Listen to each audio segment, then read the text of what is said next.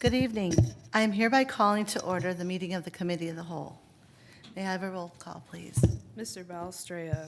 Present. Mr. DeJohn. Here. Mr. Mano. Here. Mr. Monaco. Here. Mrs. Sabetta. Here. Mrs. Snyder. Here. Mrs. Teresi. Here. Please stand and join me in the Pledge of Allegiance.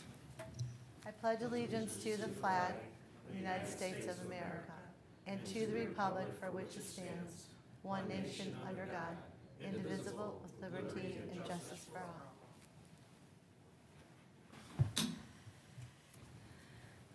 Purpose of the meeting this evening is to give council another update on the Aquatic Center. We have Mr. Trotta here, as well as others to present.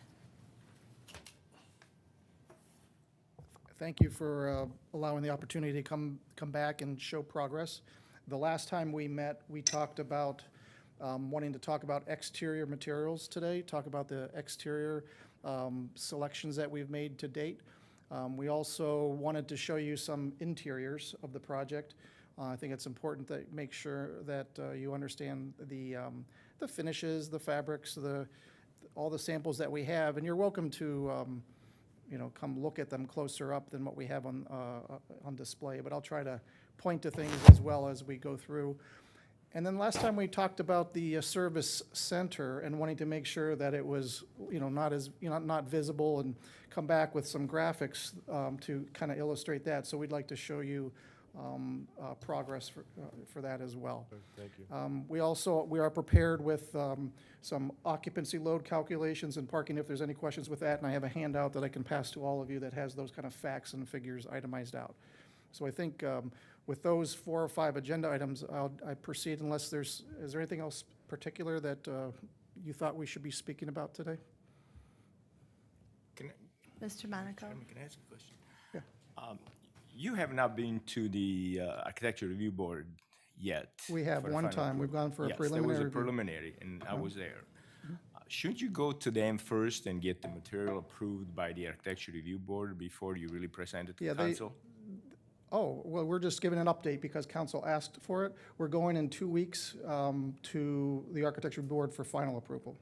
So we'd like you to see it before we go get that approval. That's our approach. But the meeting that you were not at, it was requested to show this, at this meeting, the finishes. That's why we're here. Okay. Thank you. Okay, so from the presentation, let's go right into it. This is the exact presentation we gave to the Architecture Review Board. We gave them packets last week, and it includes all of the materials that you see before us. On the screen, what you'll see are 3 brick colors. We have a dark brick, almost black, but it's kind of a wainscot. It's just low on the ground, on the lower area of the buildings. On the gym, it goes up a little taller to 7 feet, but it kind of really gives a stable base for the project. Then we have the red brick, which you see in the middle of the table, and that's predominantly sort of the main brick of the facility, kind of warming it up, giving it a reddish color. We looked at the color of the brick that's on this actual City Hall building, and it was a little pink. It was a little bit too light, so we went with something that was a little bit darker to kind of have that sort of tie-in, but it is darker. And then we have the lighter brick, which is on the south facade facing 271, kind of a nice bright brick color for that. And then there's another location at the aquatic building where it's sort of a corridor where there are changing rooms right behind the lifeguard, and we use that brick so it lightens it up a little bit. But those are the 3 primary brick colors. Then we have the corrugated metal, which is on the pump room and a couple other locations, and it really is going to be sort of a medium gray, and you can see that just above the corrugated metal you see a little rectangular strip. That's kind of the darkness of how that panel will look. It gives a nice texture to the building. You have the brick, which is fairly smooth. Then you have the texture of the corrugated metal. And the Architecture Review Board asked us to, on that wainscot, the darker brick, to get some more detail to that. So we're going to have sort of a corbel effect with the brick ins and out 1/2 inches to give it a little rustication on the base, and it'll really kind of give it a little bit more interest they were looking for. That was their kind of one main comment for the project. Then on the upper right, we have, go back one more. We have the all the storefront is the aluminum you see in the upper right, but it's going to be black. So all the windows are going to have black mullions, so it'll be really nice contrast. But there's a lot of metal panels on the building as well, which will be the sort of silver color in the top middle area there. And we also, to the right of that, we're introducing a wood grain metal to the exterior. And we were looking at different shades, different colors, and we ended up going, everyone seemed to be, on the steering committee seemed to like the walnut color, thought it was real rich and it was appropriate for the facility. The upper left is some of the glass samples that we have, and then you can see a little dot pattern in there, and that's, it's called bird glass. It's such that on the concourse, the glass that we have there, that it helps mitigate birds running into the windows. And that would be very positive for us to have that feature in the glass. Any thoughts just on the colorations that we have? It's fairly subdued, but we typically let interiors and signage and other graphics provide the color pop. And we are trying to get a building that's fairly neutral such that it's more timeless than just something sort of trendy. Any comments on materials? We'll show you. Oh, thank you. Can I, thanks. What is the maintenance of all of this? Very good. The brick is very long-lasting, good longevity, and we are using that on the majority of the building. It's 4-inch brick over top of 8 to 12-inch to 6-inch, in some cases, of masonry. So these walls are very substantial. And then metal panels and the finishes are usual and standard materials used for modern buildings, and they hold up very well. Again, we're not using any kind of stucco material or other things that crack or have, over time, they discolor, or you have to keep painting. We really didn't want to have that feature. And even the metal panel for the walnut color, we were thinking about using real wood, but after time, you have to stain it, you have to keep, so it's going to be wood grain looking panels, but it's metal, not true wood. Thank you. Could you flip to the picture where the wood would be Sure. from the front? So in the upper diagram, you see where the yellow dots are on the top diagram. Those are these sort of waves, and where the pediment comes down to the ground, that's all the walnut wood look with vertical grains of different board thicknesses. So that's 2 locations.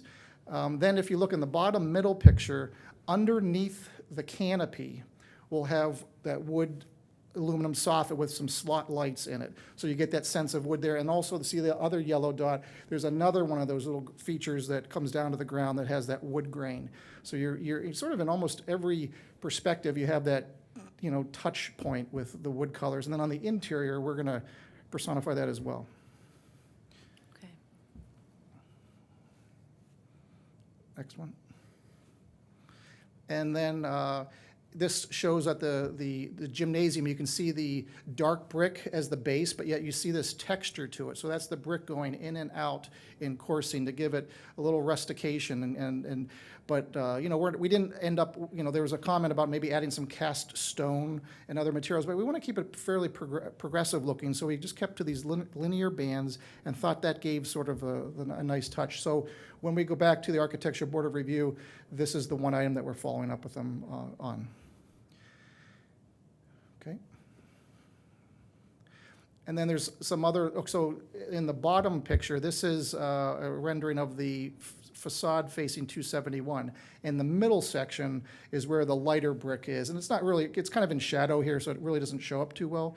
But we have the mix of the red brick and the lighter color brick. And then the gymnasium has the metal panels. The upper right image shows the use at the aquatic entrance where you come in the front door, that we're using the lighter brick, where we go underneath sort of an overhang, and we have we have a wood ceiling. It won't be that light color. Once again, it'll be the walnut color, but we have the lighter brick because you're kind of going back in a covered hallway. We want it to be as bright as possible.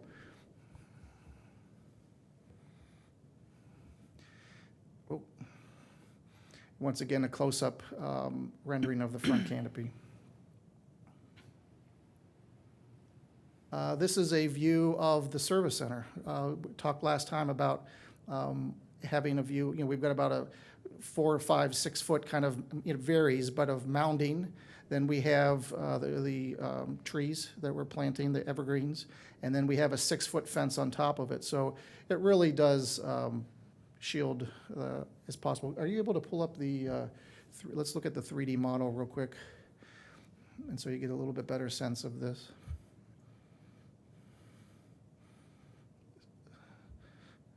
So this is the kind of the perspective that we've created to help really show how that would block as much as possible. And then, of course, those trees would grow up, extremely tall, so.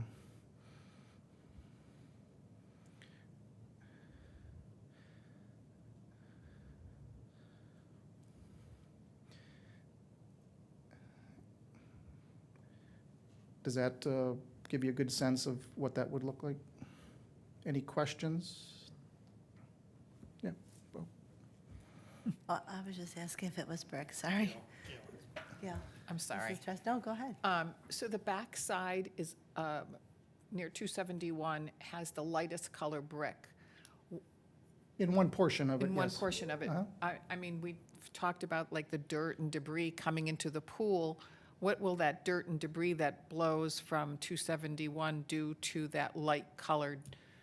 I mean, is it going to end up being Gray, dirty? dark gray. It has a nice speckle to it, it's not white. And we will use a better adhesive than Better maintenance. Very durable, but Gorilla Glue. it would be fine in our estimation. It will? Because I know we've had that conversation about the dirt coming into the pool, so now we're,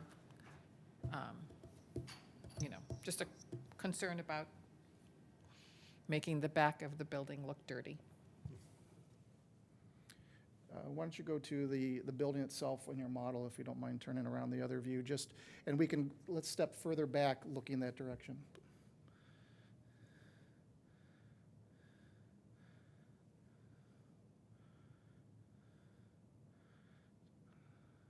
So Can I just ask what color the brick is on that? that's, Just regular mason, like, no, that is actually the same fencing material that we're using along Sunningdale. So it's a vinyl solid fence that's a kind of a medium gray. So it matches on both sides of the site. okay. Yeah.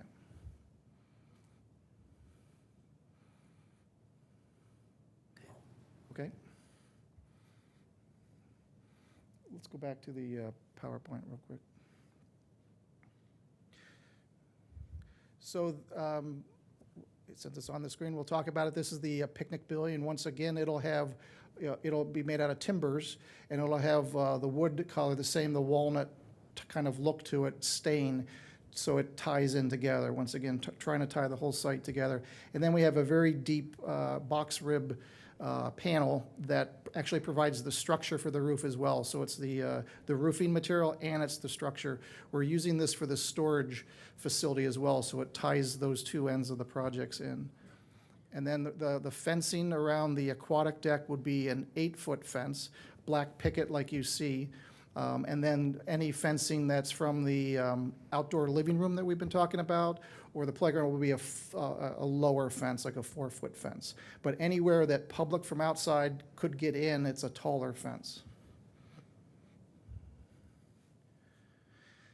This is a picture you're familiar with. This is the slide with the, trying to make sure we have muted colors. I've been talking about that for a while. Our group has looked into lowering the giant slide to be less giant and make it 35 feet instead of 40 feet. And then the canopy, doing the research on that, we talked about it being anywhere up to 12 feet tall, that's the reality of that, it's about 10 feet tall. So if we did a slide that was 34, 35 feet with a 10-foot canopy, we'd be about 7 to 8 feet lower than it currently is.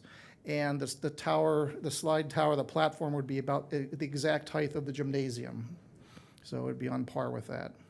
We looked at if we lower the slide, does it delay the project, or we have to readjust the pools? But we are told no. Now they have to redesign the slide, but that, from a critical path standpoint, we didn't see that was an issue. Mrs. Snyder.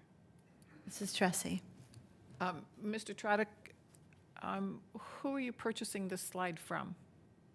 The manufacturer? Well, I don't know the manufacturer's name, but our aquatic consultant and the pool deck contractor are working with a manufacturer to design it initially, and then it would be bid to open to manufacturers so we get the best price. To your specs? Yes. So I have heard so many comments and criticisms about, the money we're spending, et cetera, and this slide. Two things. Number one, I think it should be just what every other community has, between 25 and 27 feet instead of 35 feet. It's not going to take away from the wow factor because the rest of the aquatic center is going to be gorgeous. But I think that people are very unhappy with a 40-foot slide. It's for children 48 inches and taller. I personally am totally against this large of a slide.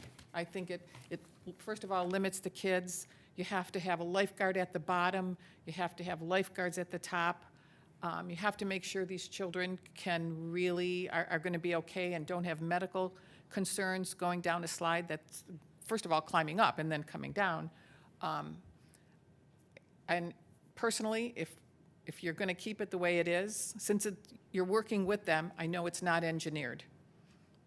It is engineered as we speak today. It's already designed, but they said with a redesign of 4 to 5 weeks, they can lower it. So that's what right now we're suggesting bringing it to 35 feet. It would be, or 34 feet. It'd be a foot taller than the nearest, I think, whether it was Beechwood. I don't have that up in front of me, but it would be Westlake is 33 feet. So it's about the same size as Westlake. I want to see two things. I'd like to see it at 30 feet, and I'd like to see the slide as a separate component price, so we can see exactly what that slide is going to cost in the overall scheme of this. So that if I like the aquatic center, I'm all in favor of it. The residents will be thrilled. Not in favor of this, so I'd like to have it separate, so that we're not voting on the entire project. We do have the slide price broken out, so we don't, if we lower it, the price will come down some. I don't have that number for you, but we do have a line item for the slide. That's what I would like. The residents have been calling and emailing, and people Well, are we- in general No, I saying, understand. why do we have to have something that's the maintenance, the lifeguards, the safety concerns. There's so many issues that I wouldn't vote for it. I could tell you that right now. Mrs. Tressi. I actually was talking to Mr. Trotta the other day because I was talking about the height of, that's how we got this to come down in size. It's talking with Mr. Ward and Mr. Trotta. And I did ask the question that you had asked about the lifeguards. And I think we thought, and then I was clarified by them, that we would need 3 to 4 lifeguards at the top and also the same at the bottom. But they said we would only need 1 at the top and one at every exit out of the pool at the bottom. And not sure about the one that just goes into like an inch of water. We're not sure about that rule, correct? No, there's 1 at the top, and then there's 3 others at the bottom. There are 3 flumes Right. that end, and there'd be 1 at each of those ends. And the one at the deep end water, they're watching the pool as well as watching the slide, so they're multitasking. They're serving both. And they're young people. Trained young lifeguards, people, And yeah. they're going to multitask and watch somebody's precious cargo in the pool and coming down the slide. Again, you can see my concern. I mean, yeah, I see it. They're typically, that's how it's usually done at all of these types of facilities. I but got SafeWise from a pool manufacturer, and it tells you all about the safety and children's slides and what should be done. Water slide where the rider achieves a velocity of 25 feet or more. These are racing flumes. I mean, are they going to, Mr. Ward? So, a racing slide, so the white and blue slide there, while yes, they are racing, if you look at that, there's no area where they're taking off speed.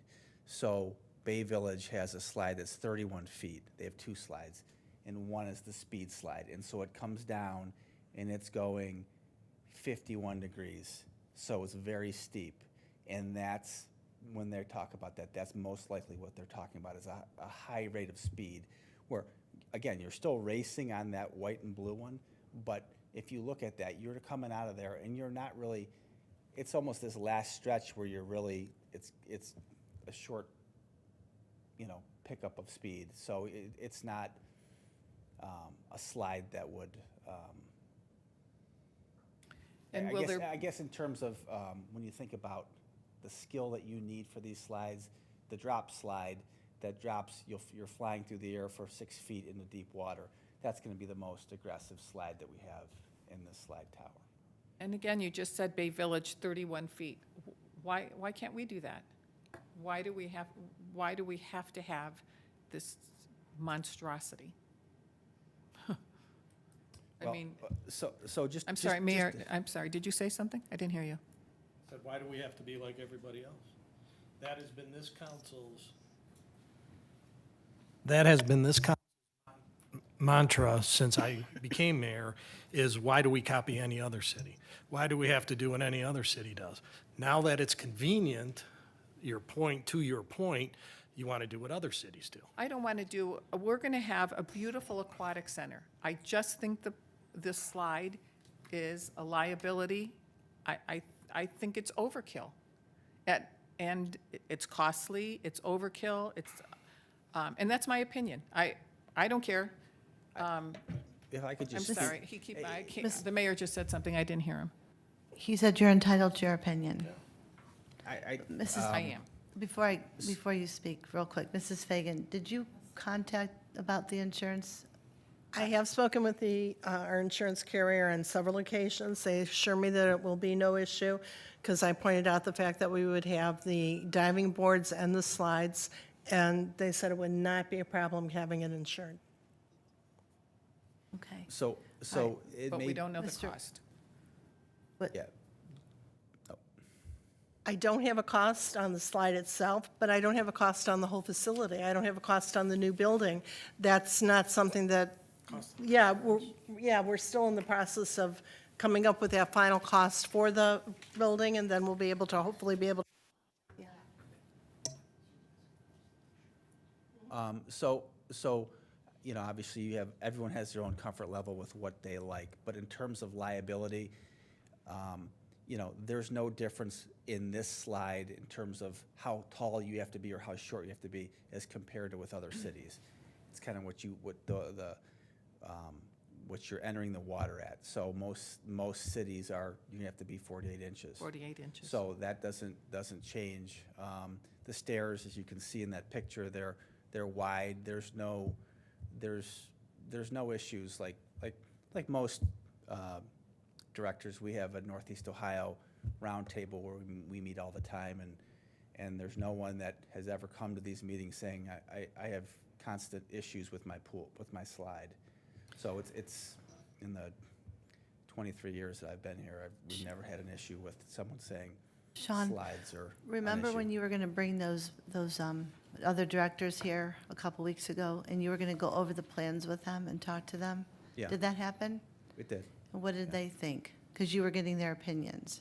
Yeah, we had got their opinions on, on everything with regard to the pool and just kind of getting a peer review. And there was no, they thought it was a cool slide.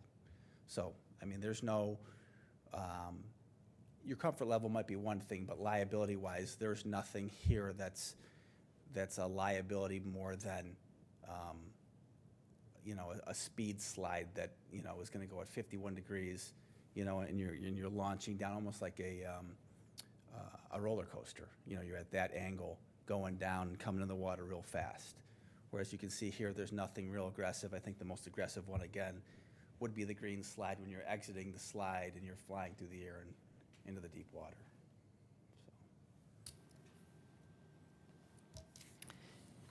And the canopy comes off after the season closes, correct? Correct, it does.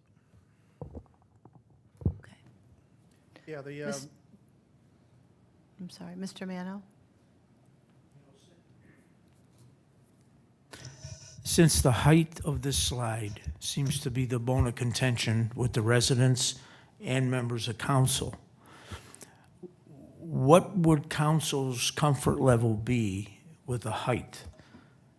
30 feet, 35 feet, or the 40 feet? But we need to give these guys some kind of direction so that they can keep moving forward.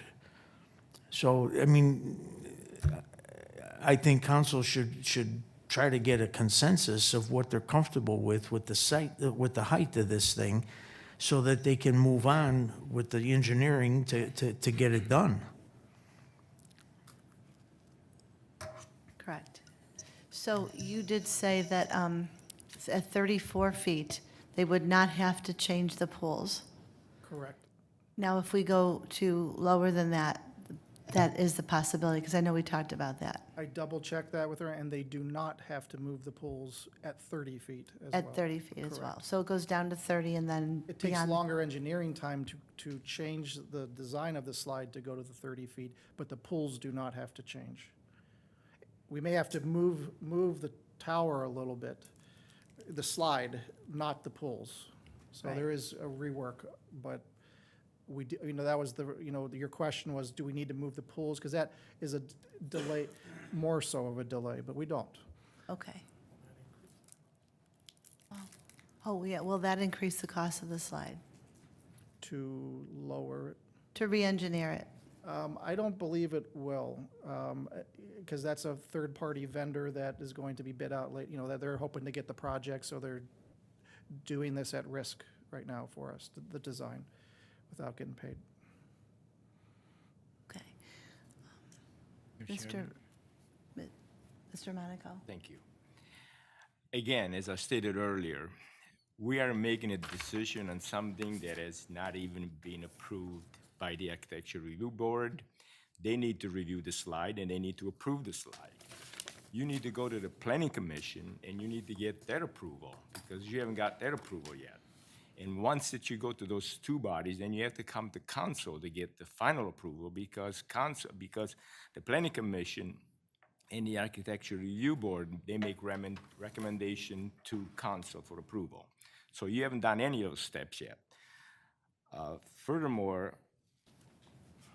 I've been asking questions about the number of occupants in the building, the required numbers of parking spaces, and to this day, I still haven't been able to get it. If I am correct in the latest numbers that I was given, the community center, the square footage is 13,125. Is that correct? Pretty close to that? The community center? Yeah. No, it's 33,500 square feet is the whole community center. No, I'm talking about just Which part of the community center are you speaking about? The meeting rooms? the meeting room. Okay. There are 3 meeting rooms. And this is a document that I shared with you on February 17th. It's the same document that I emailed to you. It has 1,354 square feet is one of them, 1,362 feet is another one, and 851 square feet is the third. Okay, so what is the occupant load for those 3 places? For those 238 individuals. Okay, the way I figured the community center, it's 13,125 square feet, and I got it from your drawing. That means that the occupant load for the community center is 324 that are classified as A3, and 28 is classified as B. The gym is 13,328 square feet, so you're required to have 614 occupant. The occupant load is A4 and 34 B occupancy. The pool is 3,957, which I think it's the wrong number, and you came out with a 26 people occupant load, which is, in my opinion, it's incorrect. So if you add all these up, the occupant load that you have so far is 1,026 without the correct numbers on the pool, without, and not including the deck, not including the playground, and not including the picnic area. Table 1004.1.1 of the Ohio Building Code states that if the pool is approximately 12,000 square feet, the occupant load is one occupant per 50 square feet, so the occupant load in there would be 240. Correct, that's what we have. So the occupant load, now, to this day, I still don't know how big the deck is, okay? So whatever the square footage of the deck, you divide that by 15, and you come up with the occupant load. So I assume that occupant load of that is It's between 1,800 individuals. 1,800 individuals. 27,000 square feet is the current pool So deck, it's 1,800 people. is by the numbers, Okay, correct. So the total occupant load of this place is going to be over 2,000 people, correct? Of what place? Of the Of aquatics? the Of- entire complex. No, because they're never going, they're not gonna, you're not gonna have 1,800 people come into the pool deck. That's what's permissible, but it's the actual, maybe, and Sean can maybe address that, during the weekdays, you might get 500, on the weekends, it lowers, but from the occupancy that we. The occupancy that you have to provide on your drawing, you have to provide what is the maximum amount of people that could We be do. in that building Yep. at a certain time. Yep, What it- 2,180 is for So the it's playground. 2,180. is The pool and the aquatic deck. Okay. And the building is 1,026. You have 160 parking spaces. We have more than that. We have close to 300 with the adjacent parking, You have 160 parking spaces on the premise. correct. Now you're allowed to have a 33%, if you look at section 118907 of the parking requirement for the city of Mayfield Heights, it says the planning commission may approve a reduction, and this is just from your drawing. I'm reading your drawing. Yep. The planning commission may approve a reduction in the number of parking spaces required if it can be shown that the lesser number of spaces is appropriate and consistent with the regulation of the following provision.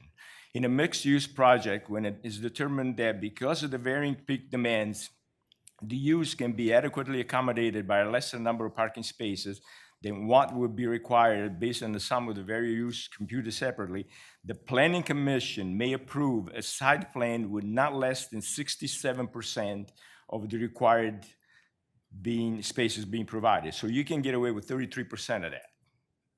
Okay, so if you have 2,000, you take 33% of that, you're still way over the parking Oh, numbers. that's the occupancy you're talking about, not the parking counts. Yeah. You have to take those numbers and divide them by 200 Right. for parking, Right. correct? Yeah. So for parking, we need 230 spaces for the pool, the aquatics, or the aquatics, the deck, and the playground. So you need to add 230 to the 201 from the aquatic center, and that's 431, and then you take out the 33% factor, and you get to the parking that we have available. But again, that has to be approved by the planning commission. Yes, and we went, right, so we're gonna go back there in That 3 was weeks. never discussed. Yes, I sir. have the minute of the planning commission. The parking requirement never came Mr. into. Monaco, can you let him answer? You're cutting him We off. submitted drawings with that information on them, and that was submitted to the planning commission to look at. If they did not look at that,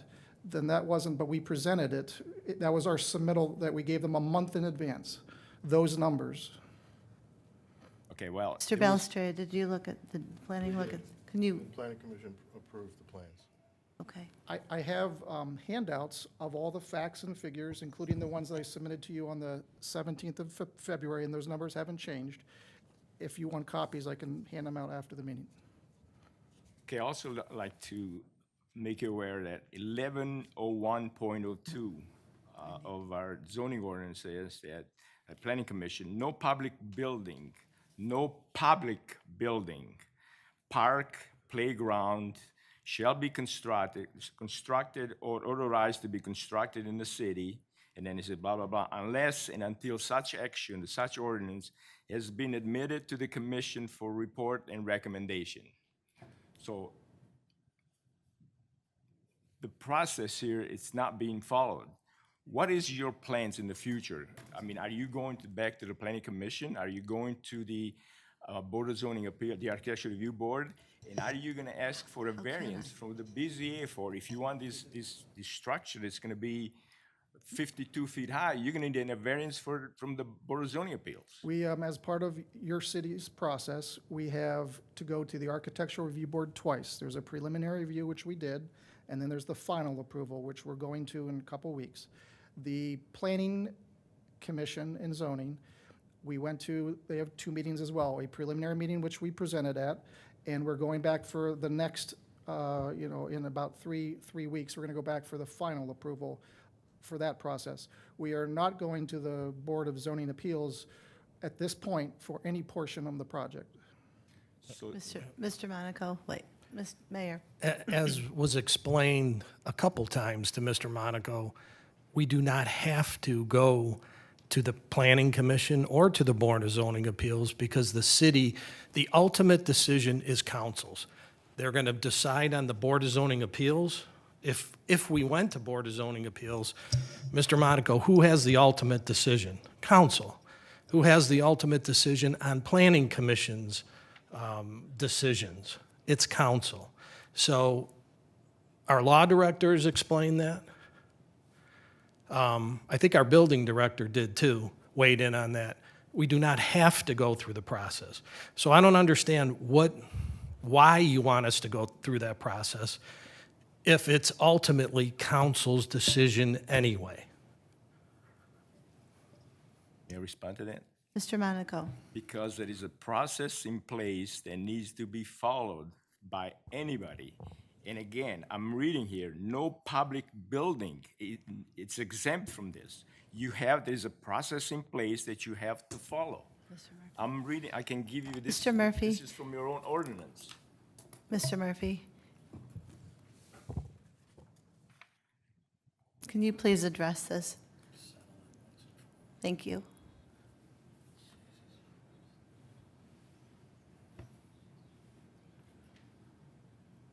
The city does not have to follow its own zoning ordinances with regard to construction of city facilities.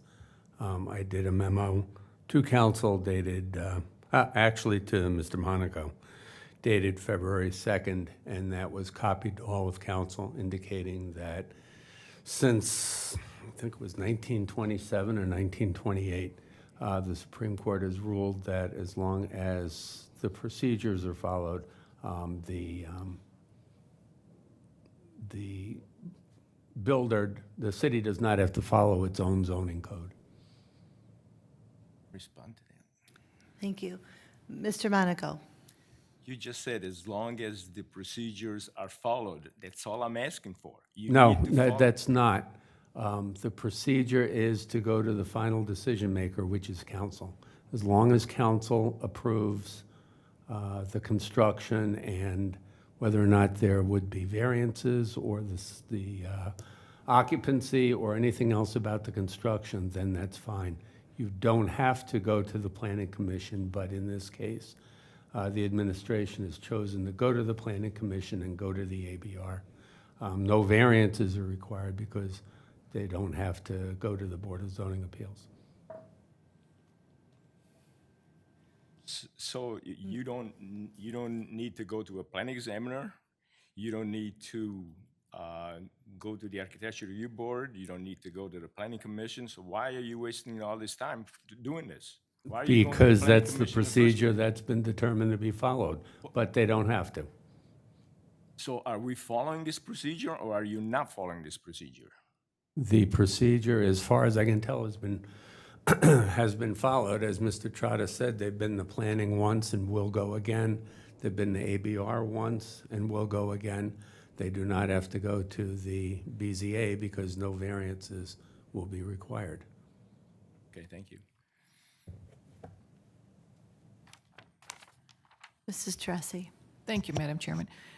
Mr. Trotter, one more thing. I don't know if anybody realizes, but like on the street that I live on, the illuminating company was down the street, and the poles that are out front and on our street are 30 feet high, and the poles in your backyard are 35 feet high.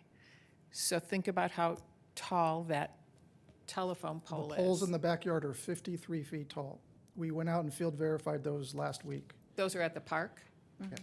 Because the Yeah. ones on the street, like they were on our street, and they told we're- us that they were we're gonna be- 35 feet in the back and 30 feet in the front, which 30 feet is still pretty high. But these are, all the 11 ball field light fixtures that are currently there are 53 feet tall. So that's actually, if we left the slide the way it was with the canopy, that's how high In they winter would be. conditions, it would be 13 feet lower. It would just be the height of the aquatic deck. So we're suggesting to lower from there, and the canopy, make that as least height as possible. And then, once again, it's not up for 8.5 months of the year. Okay. Ever. My recommendation, if I may, would be to do a slide tower that was at least 34 feet tall. And, you know, really, there's the girth of this tower, which is pretty wide, and whether you lower, it's, you know, it's a large element. We're adding all the landscaping, we're adding the 6-foot fence in the, for all those residents.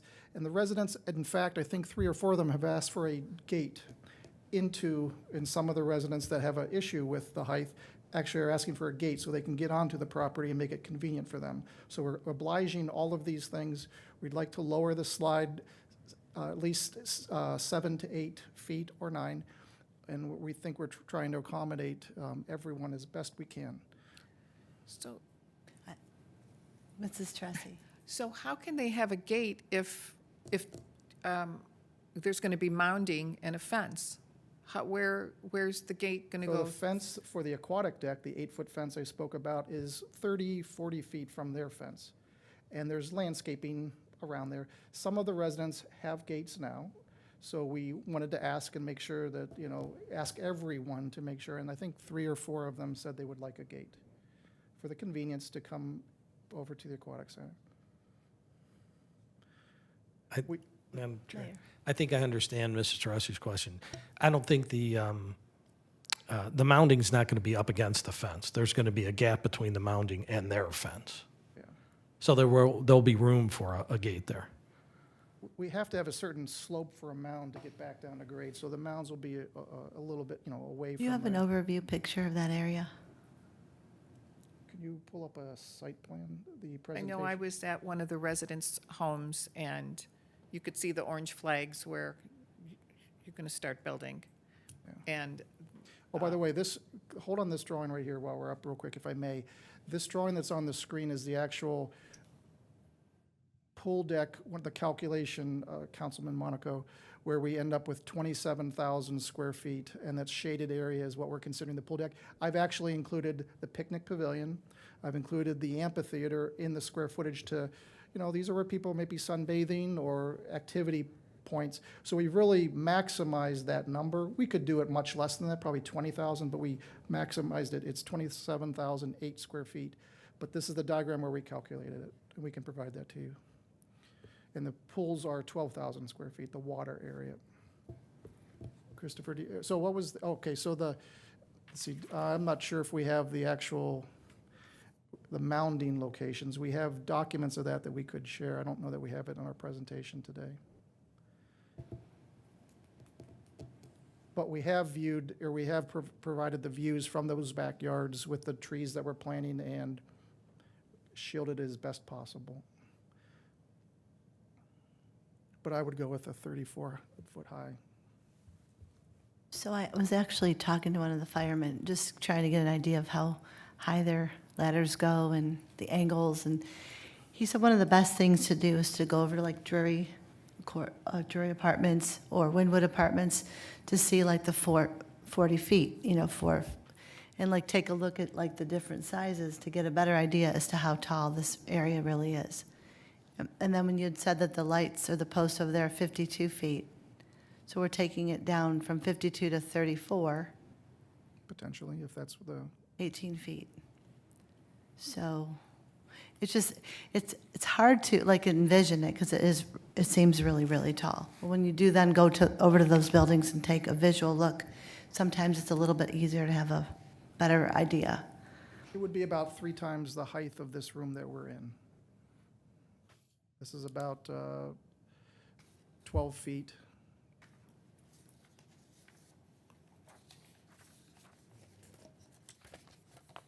Chairman? Mr. Monaco? Thank you. Is the 35 feet including the canopy or is it without the canopy? That's the platform height, and then the canopy would be 10 feet So you'll above be that. 40 feet, be 45 feet. Correct. Versus, I think the last time we presented was 52, was kind of, we were 40 feet plus 12.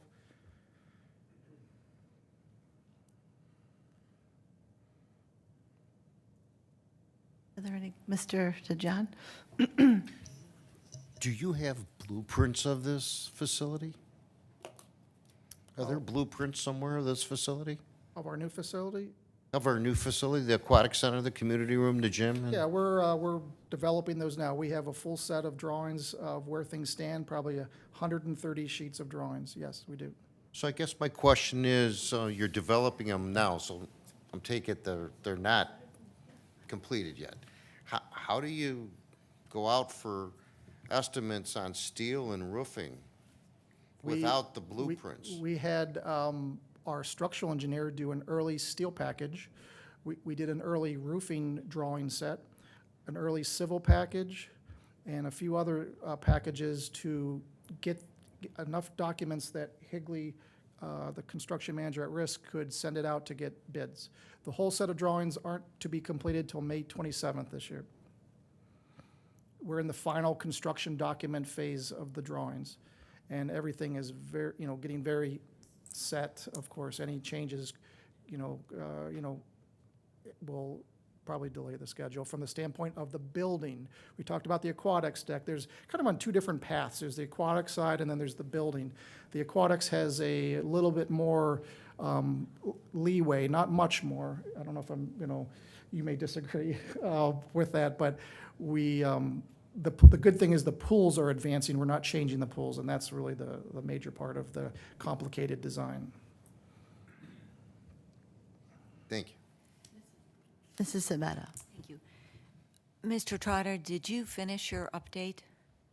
Were you done? We were going to talk about interiors, show you a few images. If you wanted to see those, we could share that, or we can come back the next time and share that. No, I think we still have 10 minutes if you'd like to show the interior. Could he please finish his update? Sure. I just said he can Thank you. move forward with it. Thank you. Okay. If you go to the interior design presentation, Christopher, which is, it's labeled number 1 on the attachment.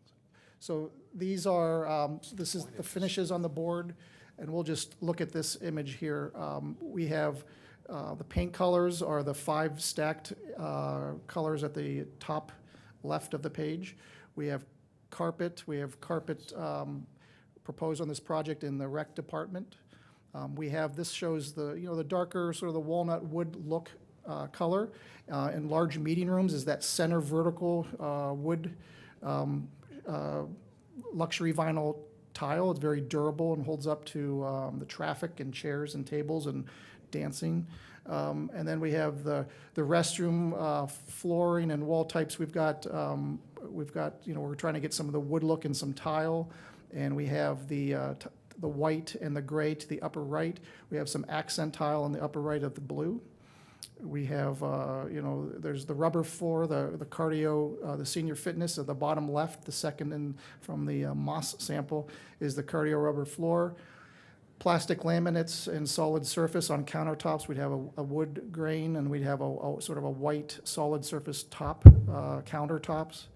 And in the multi-purpose room, we'd have luxury vinyl tile, which is the bottom right, which is the gray and with accents of some of the green. Trying to really have some fresh colors, but still a fairly neutral palette that over time will sort of age well, if I can. And then the office carpet, it's carpet tile. So if something gets stained, you can pick it up and insert a new piece. So it's just carpet that's 6-inch by 24 inches in length and can be replaced. We did have carpet actually in the community rooms, and we opted to not have carpet in there just for that reason of the damage and the spills and all of that. And we're going with the luxury vinyl tile, and it's on this board if you wanted to get a closer look for it. The next slide shows, these are some of the views of the concourse. We have light-colored floor tile. We have little seating areas that are out of the way right outside the rec department. The upper left has a seating area that has the view to the front, but you can see to the pool as well. The aluminum storefront has the black vertical mullions with 12-foot high of glass that wrap that whole concourse area. We'll have some decorative light fixtures that pendant down from the ceiling. They're probably not going to be those fixtures, but there'll be something similar. We have wood floating sort of trellises that also create sort of a block. We're going to, some areas we have exposed ceiling with painted ductwork. We have drywall soffits that we have some cove lighting. The upper right image really shows the entrances to each of the community rooms, but it has this sort of wood feature wall. And then the bottom right is another lounge area which has a fireplace in the wall. And then we have an opportunity to have a history wall that has a super graphic that pays homage to the families that have significantly contributed to the area and have representation on the site. That's one moment where we can, pay respect to them. And so that's kind of the general theme. We're looking at whiter maple kind of colors as well, but from our view and our steering committee and talking, we like sort of the darker wood. The others, we didn't want it to look like a school interior, and we think that this darker wood really has a kind of a sophisticated look to it as well. Can I answer any questions about interiors? The kitchen, did you decide on what you were going to use material-wise? For the floor? The floor and the kitchen counters? Stainless steel. Stainless steel. But we have, kitchen, it's a residence floor right here. It's Oh. gray. It's a floor appropriate for the kitchen. Okay. And then we do have a lot of concrete floors, of course, in the aquatics building, it's all concrete floors, no ceilings, it's all kind of open structure. And the pump room, mechanical rooms and all that, we don't have flooring in there as well, just the concrete floor. Are there any questions from council? Mr. Monaco? So at what stage are we with the design drawing? Are we done with the mechanicals, with the plumbing, electrical, HVAC, or we're not ready with that yet? And if you're not, how can we get a price if the drawing is not completed? Well, we have the construction manager, Higley, who is we just are finishing up a design development, this sort of second of 3 phases, an estimate. On the architectural engineering team, we have our own independent estimator that's also estimating the project. So we bring them together with the estimates, we reconcile the differences, and then we get good cross assurance that we've, meeting budgets. But through our design development drawings, they're very detailed with the systems, with engineering, with ductwork, with electrical. We still need another month and a half to finish those drawings, but there's a lot on paper right now. Follow-up question? Mrs. Tressi had one. I was just going to ask who will be trained to operate and to maintain, it's lovely, who will be trained to maintain this and keep it lovely? And then who will be trained, like with the mechanicals and the pool? Do we have to hire an outside service or? I don't know if, we typically on facilities, we train the owner's facility staff. We provide all the owner's operation and maintenance manuals. We provide them all the drawings. We do the construction manager and their subcontractor engineers or contractors. They will go through and, with your designated facility folks, all the, how to run the building. So you would have to tell us who that staff is, and we would, train them. Madam Chair. Mayor? Service Department. The service department will Be trained. trained on the, like the mechanicals Correct. Correct. and then keeping the facility clean? And will we have a maintenance person there all the time? Just like we did for For this the community cer- center. Yeah. Thank you. Mr. Monaco, did you have a question? I'm sorry. Yeah, my follow-up question is, I don't know how you can get an accurate price on the subcontractors if you don't have a completed drawing. I mean, normally you have a completed drawing, you put it out for bid to subcontractors, you figure out what the figures are, and then you come back to us. But without a completed drawing, I don't know how you can guess what the cost is gonna be. Well, it's not a guess. Our Higley Construction and Project and Construction Services, the two estimators, number one, they have in-house mechanical, electrical engineers that do takeoffs. They also reach out to their trade partners, the contractors actually give them sets of drawings, and they provide them just-in-time information from, what they're seeing out there. So we have pretty good assurance, and this is usual for all construction management at-risk projects. This is the usual process, and you sure don't want to wait to the end and then see, hey, what does this cost? You want to do these checks and balances along the way, so that you can kind of steer the ship if it can be. It's very tough in this climate right now to have much control over these costs. They're just, even the last 2 months, they've gone up 15, 20% for certain materials. But we've already bid out roofing, steel. We have a aquatic consultant on board. We're getting site pricing in. We have demolition, all that. So we have a lot of known bids right now, and that might make up a third to 2/5 of the project right now that are bid numbers. So we're getting there. But yeah, it's a pretty usual process that we're going through.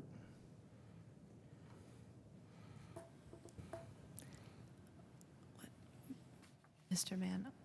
Mano, did you have anything? Oh, Mr. Ward. I just didn't know if we Sorry. wanted to go back to Don's, or Mr. Mano's question about the slide height and get that. I would vote on the slide. Madam Chair. Mayor, I'm sorry. If, I would think that it is appropriate, I'm looking at the law director, for council to weigh in on whether they're okay with a 34-foot slide. I mean, this is an open meeting, you can ask whatever question you want, correct? So I can start with Mr. Mano. I'm fine with 30 feet up to 35 feet, depending on, how everything shakes out. I think that 30 feet is probably going to be the median that everybody is going to agree to, and I think that will satisfy the residents back there as far as their view of the park and so on. I mean, you're talking about a 10-foot differential, and is 10 feet worth the grief on the project? That's what I would Mrs. say. Sabetta. Thank you. Well, after reading a lot of information on emails and whatever, don't we have an ordinance that states 35 is the top? Was that not brought up? We could do whatever we want. Okay. There's no ordinance for us. Okay, well, some of the residents apparently are quoting that. The that is maximum something building height is that 35 feet. Is 35 feet. Okay. Building, yes. Right. So I would say 35 feet's good with me. I would prefer the 40, but I will compromise. This is going to be a wonderful facility, and I think the slide is needed. And the survey says they want it. Our residents want it. Thank you. Mr. DeJohn.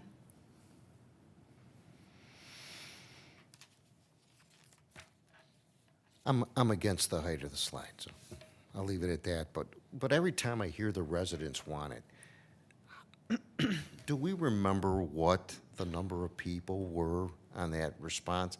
I remember it was like 154, It was around 854 were the respondents. 854 out of, Out of 4,000, or what's your pot? well, how many residents we have in the city? 19,000, so.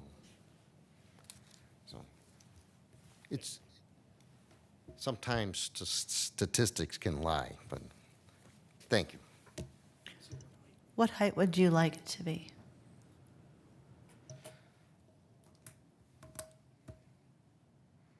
I don't have an opinion right now on that. Okay.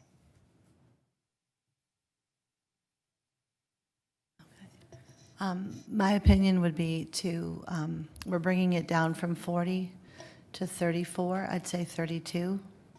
I think the Westlake is 32, correct? 33? 33. So I would go somewhere between 30 and 34. I actually don't think, I think people that are living and complaining about it right at this current time didn't think that they were even going to get it past, the 40, less than the 40.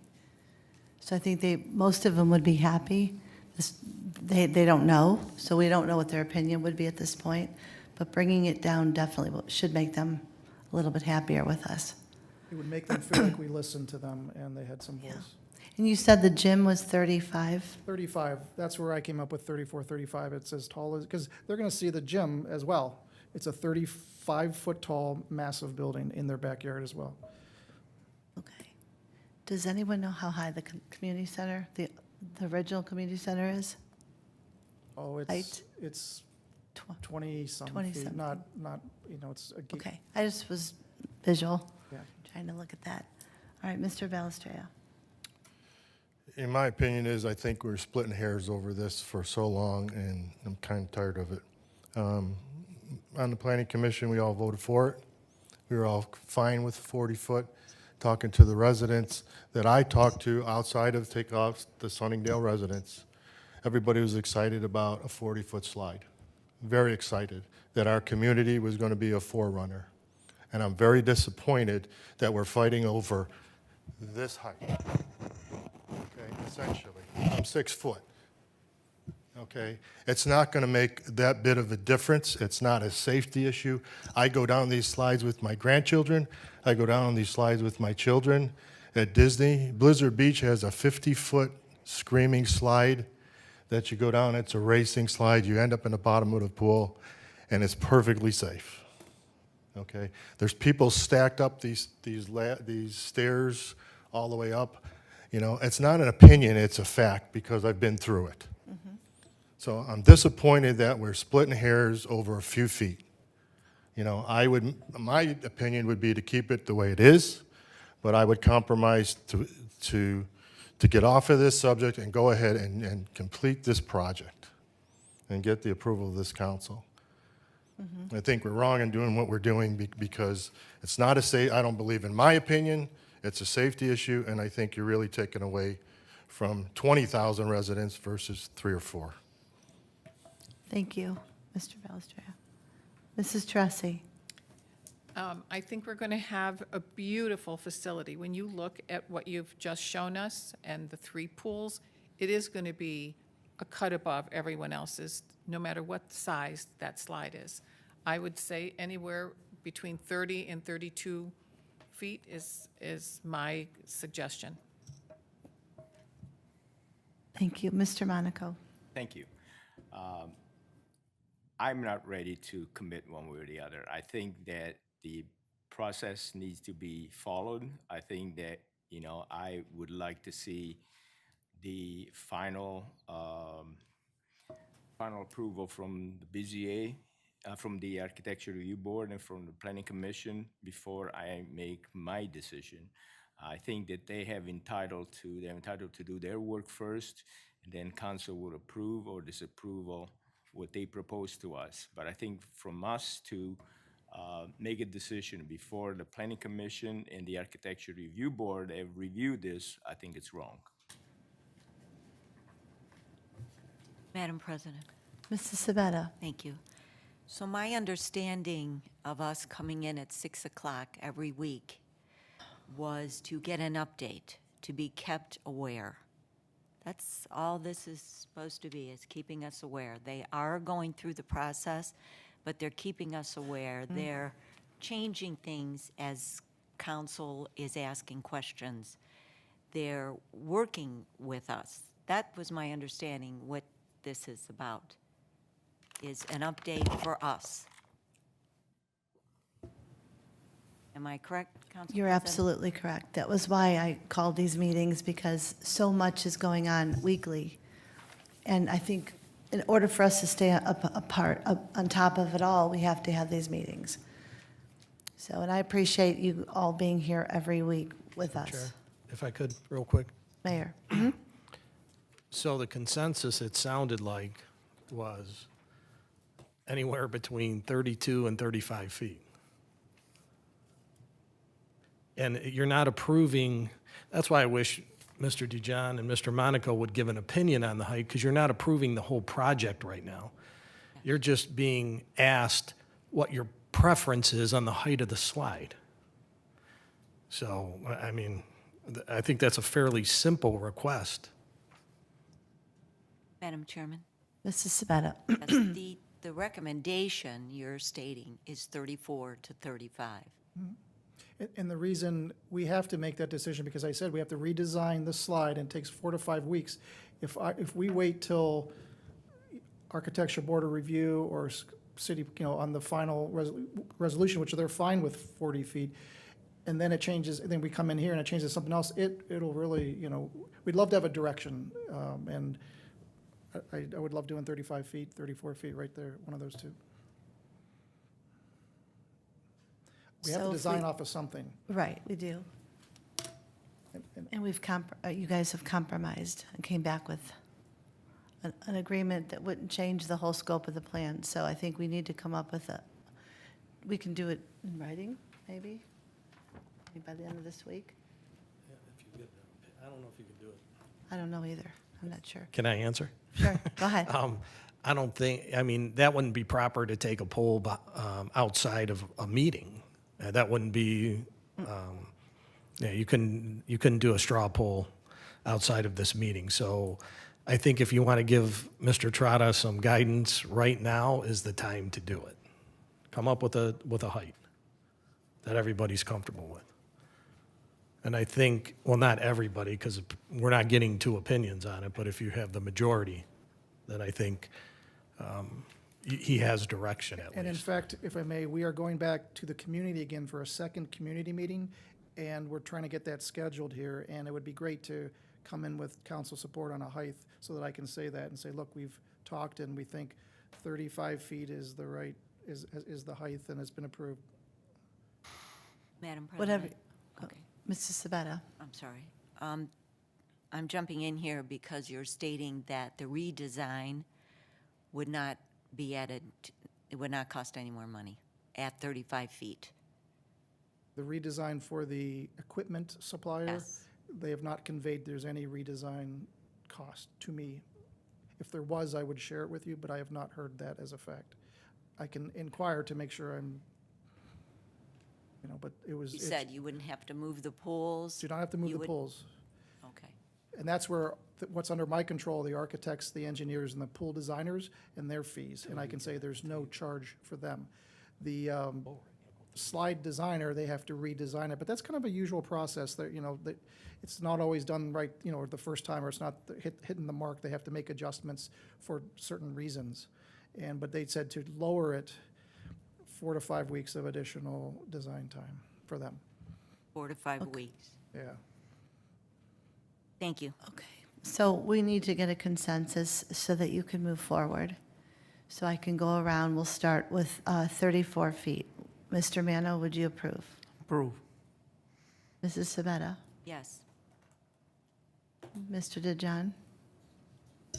Well, since you're forcing me, and I didn't really want to get into this right now, but I don't think by lowering it to 35 feet, it's going to make those residents happy over there, 34. or 34 feet. I still don't think, I was there to talk with those residents.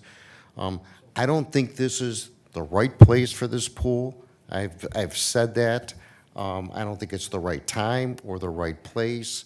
So I don't know why you're forcing me into, since, yeah, so it's a no. So, Mr. Balestra? I would make the compromise. Mrs. Mrs. Tracy? I'll make the same compromise.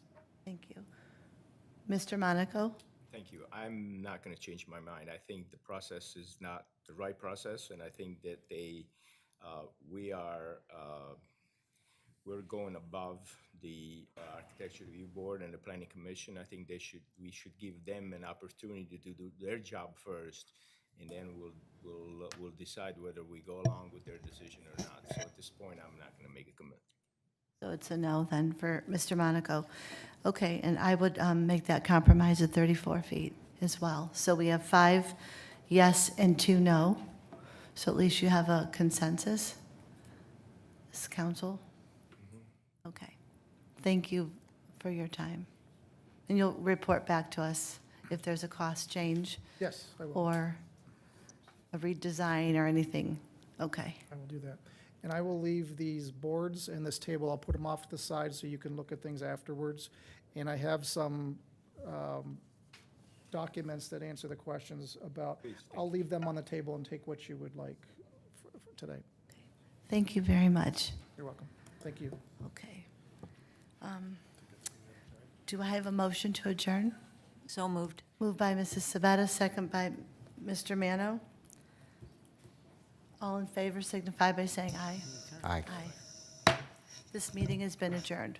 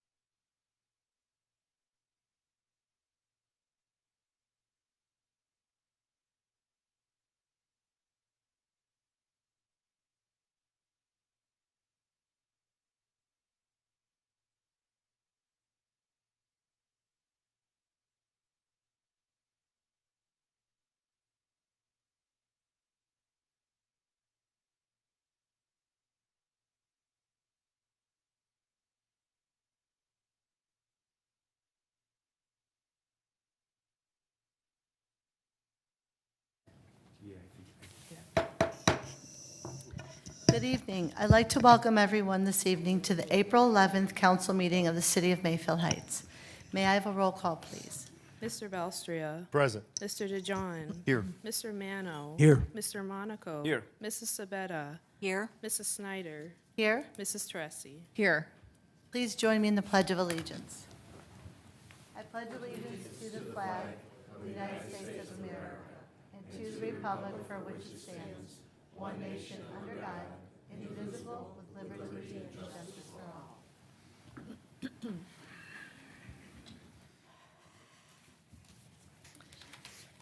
Next, we will move to the minutes from the Committee of the Whole meeting on March 28th, 2022. I hope everyone has had time to read these minutes over. Is there a motion to approve the minutes? Move. Moved by Mr. Balestrea, second by Mrs. Sabetta. Are there any suggested changes, amendments, or deletions to those minutes?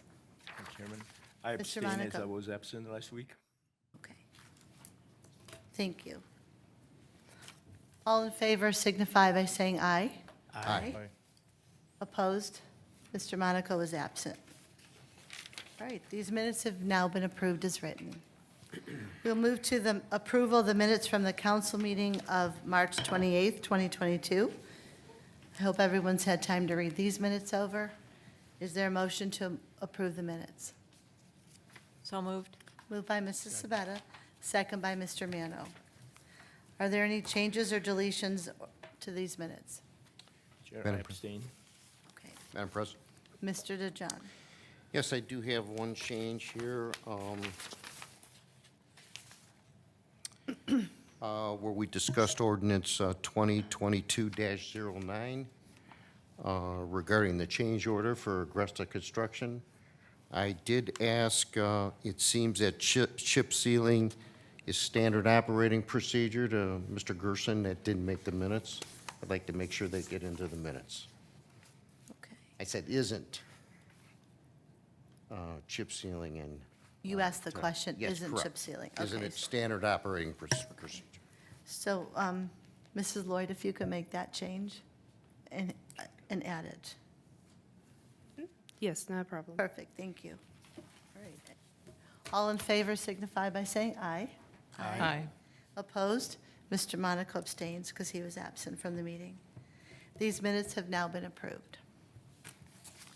We move to correspondence and announcements from council. Are there any correspondence from council? All right, at this time, I need a motion to move 2022-31 and deviate it from tonight's agenda. Moved by Mr. Balestrea, second by Mrs. Tressi. All in favor signify by saying aye. Aye. Right. Resolution 2022-31, Mr. Murphy. Thank you, Madam Chair. Resolution 2022-31, a resolution awarding a proclamation and commending Tom Jameson upon his retirement from the Building Department of the City of Mayfield Heights, Ohio. First reading. Is there a motion to suspend the rules? Moved. Moved by Mrs. Tressi, second by Mr. Mano. Roll call on the motion to suspend. Mr. Mano. Yes. Mr. Balstria. Yes. Mr. DeJohn. Yes. Mrs. Sabetta. Yes. Mrs. Tressi. Yes. Mr. Monaco. Yes. Mrs. Snyder. Yes. Is there a motion to approve? Moved. Moved by Mr. Mano, second by Mr. Monaco. Tom, we would like to take this opportunity, if you want to come up forward. I wanted to thank you for the opportunity and all the years of your service to the city and all your knowledge within the building department. We want to wish you well with your retirement. Does any member of council have anything else they'd like to add?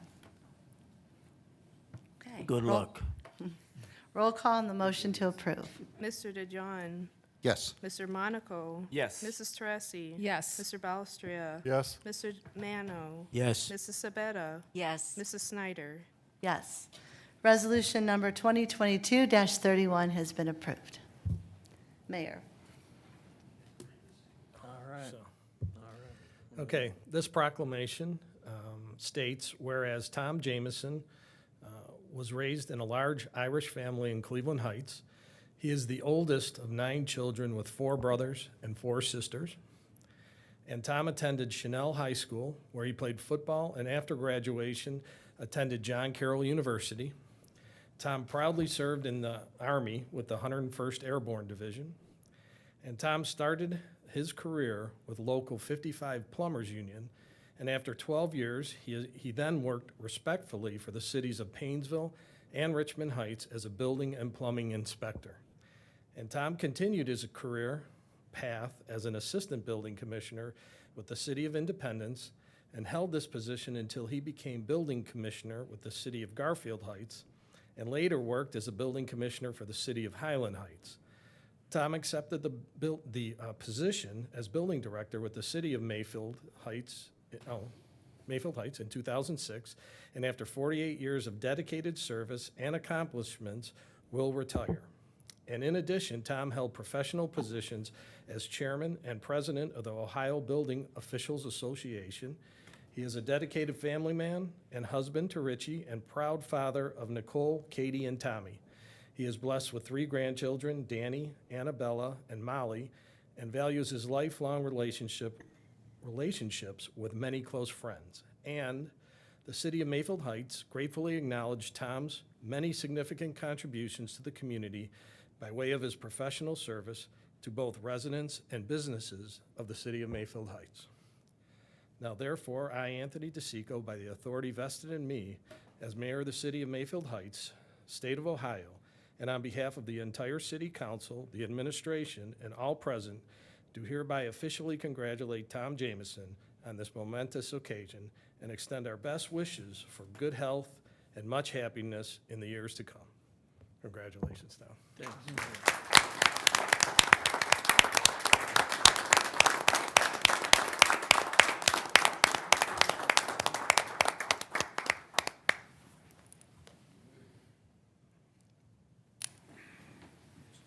I know you're a man of few words, but you want to say something? I'll try to be.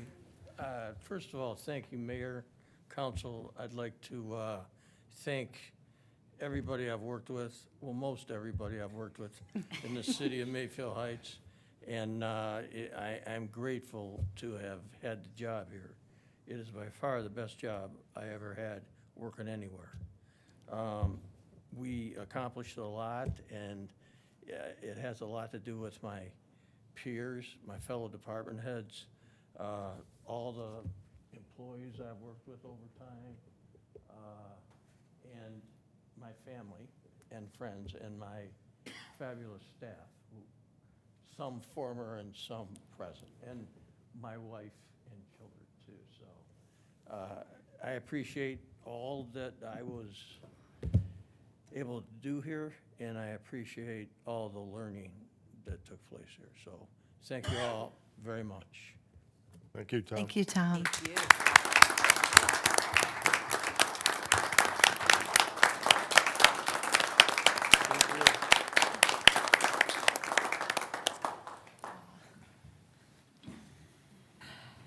That was hard.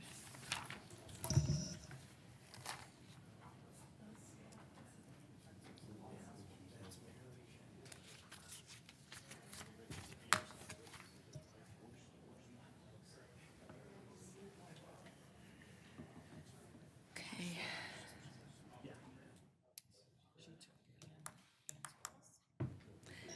Next, we will move to the reports of, starting with the mayor. You don't even let me catch my breath, geez. Sorry. All right, just Told me kidding. to hurry. Didn't you tell me to hurry? Just kidding, no, I didn't. Good evening. I want to start with, as I reported last month, we did hire a new fire safety inspector. His name is Brian Lawrence. We could share that now. David Lawrence, no. I have David, I read Brian, I don't know why. And he will start April 18th. So we welcome him and wish him the best. We are currently looking to find a temporary site for the drop-off, recycling drop-off, I should say, during construction. We're asking around to a few businesses, to a few shopping centers, and we're trying to find a space temporarily, and then we'll figure out where we're going to relocate it when the community center is completed. A few new businesses have come into the city: Floors, Floorz. A carpet and hardwood flooring covering business opened in Golden Gate, I should say, on April 4th. Crumble Cookie will open in late April in the Town Center Shopping Center. And a grand opening for Cardinal Credit Union, located at 2020 Sam Center, is scheduled for April 18th.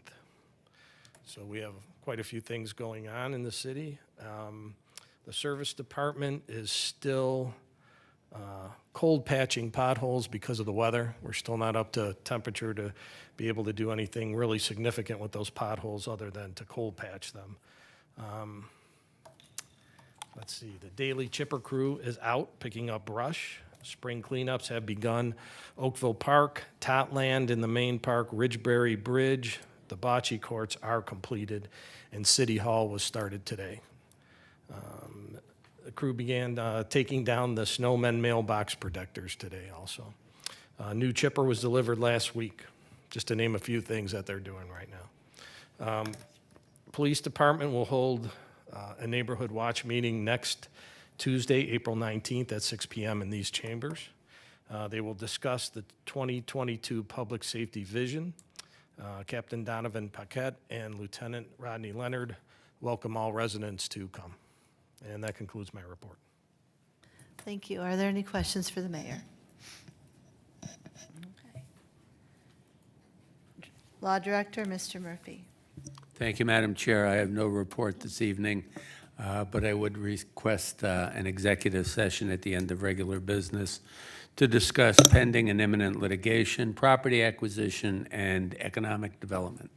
Okay, thank you. Director of Finance, Ms. Fagan. Thank you. I have no report this evening. Any questions for Mrs. Fagan? We will now move to reports of committees, commissions, and boards, beginning with the Building Committee. Mr. Monaco. Thank you, Madam President. I have no report this evening. Thank you. Finance and Audit, Mr. DeJohn. Thank you, Madam President. I have no report this evening. Thank you. Legislative Committee, Mrs. Sabetta. Thank you, Madam President. I do not have a report, but council is in receipt from the March 3rd legislation joint with Building Committee minutes. Thank you. Thank you. Public Works and Service Committee, Mr. Balistreo. Thank you, Madam Chair. I have no official report. The committee did not meet, but just so council knows, you approved the road program and the sidewalk program at the last meeting, so we'll be going out on bids for those, and then I'll update council as soon as they come in. I'm talking with the city engineer, and we'll let you know what's going on in all the different parts of the city. Great, thank you. Recreation and Parks, Mr. Mano. Thank you, Madam Chairman. Residents should have received the 2022 Spring-Summer Activity Brochure in the mail. The brochure is also available online at www.mayfieldheights.org on the recreation page. Check it out for some great programs for adults and kids. Day and teen camps and swim lessons are on sale for residents at City Hall, Monday through Friday from 8:30 a.m. to 4:30 p.m. Please bring proof of residency with a current photo ID showing your address in Mayfield Heights. If the ID is not current, please also bring a current gas or electric bill. There is one more week until non-residents registration opens on Monday, April 18th. This past Saturday, the Park and Recreation Commission held the Bunny event. It was cold and wet, but all had fun at this sold-out event. The Bunny was happy to see everyone, even with the snow showers. Then the Bunny was happy to go home. Yeah. That's my report. Thank you, Mr. Mano. All right, Safety and Transportation, Mrs. Tressi. Thank you, Madam Chairman. I do have a report. The Safety and Transportation Committee met on April 6th in the fire training room with Chief Elliott and Assistant Bracchia and Chief Mealy and Captain Parquette in attendance. The meeting was twofold. The purpose was for the fire department to discuss mobile food units and fireworks. And Chief Mealy and Captain Paquette were also present and wanted to discuss the safety dispatch center equipment and a vehicle for the Detective Bureau. Chief Elliott had prepared a PowerPoint presentation to show the committee what could be serious issues with food trucks. The department is not against food trucks, but believes that the trucks should be vetted for safety. We also have an ordinance in Chapter 779 that addresses street sales, which comes into play with food trucks. Currently, the city of Cleveland and Akron have an inspection program so as to ensure the safety of these food trucks when they're in your city. Food trucks must pass the inspection for carbon monoxide. They must have proof of insurance, conform to the Ohio Fire Code, and must have a health inspection, and they must be tested through the gas house. If all of this criteria is met, a sticker would be issued that the food truck has met the requirements to operate and would be allowed to operate in our city under our fire department's scrutiny. Currently, the city of Mayfield Heights does not have an inspection program in our codified. Mayfield Village has their own inspection process, so Mayfield Heights would accept food trucks in our city as long as the food truck has been vetted from the Cleveland-Akron inspection process and has obtained that sticker that I just mentioned from the gas house and the health department, which states that food trucks are in compliance. It was suggested that we look into an ordinance to address the limitation of food trucks and where the trucks can park, either on commercial and/or private property.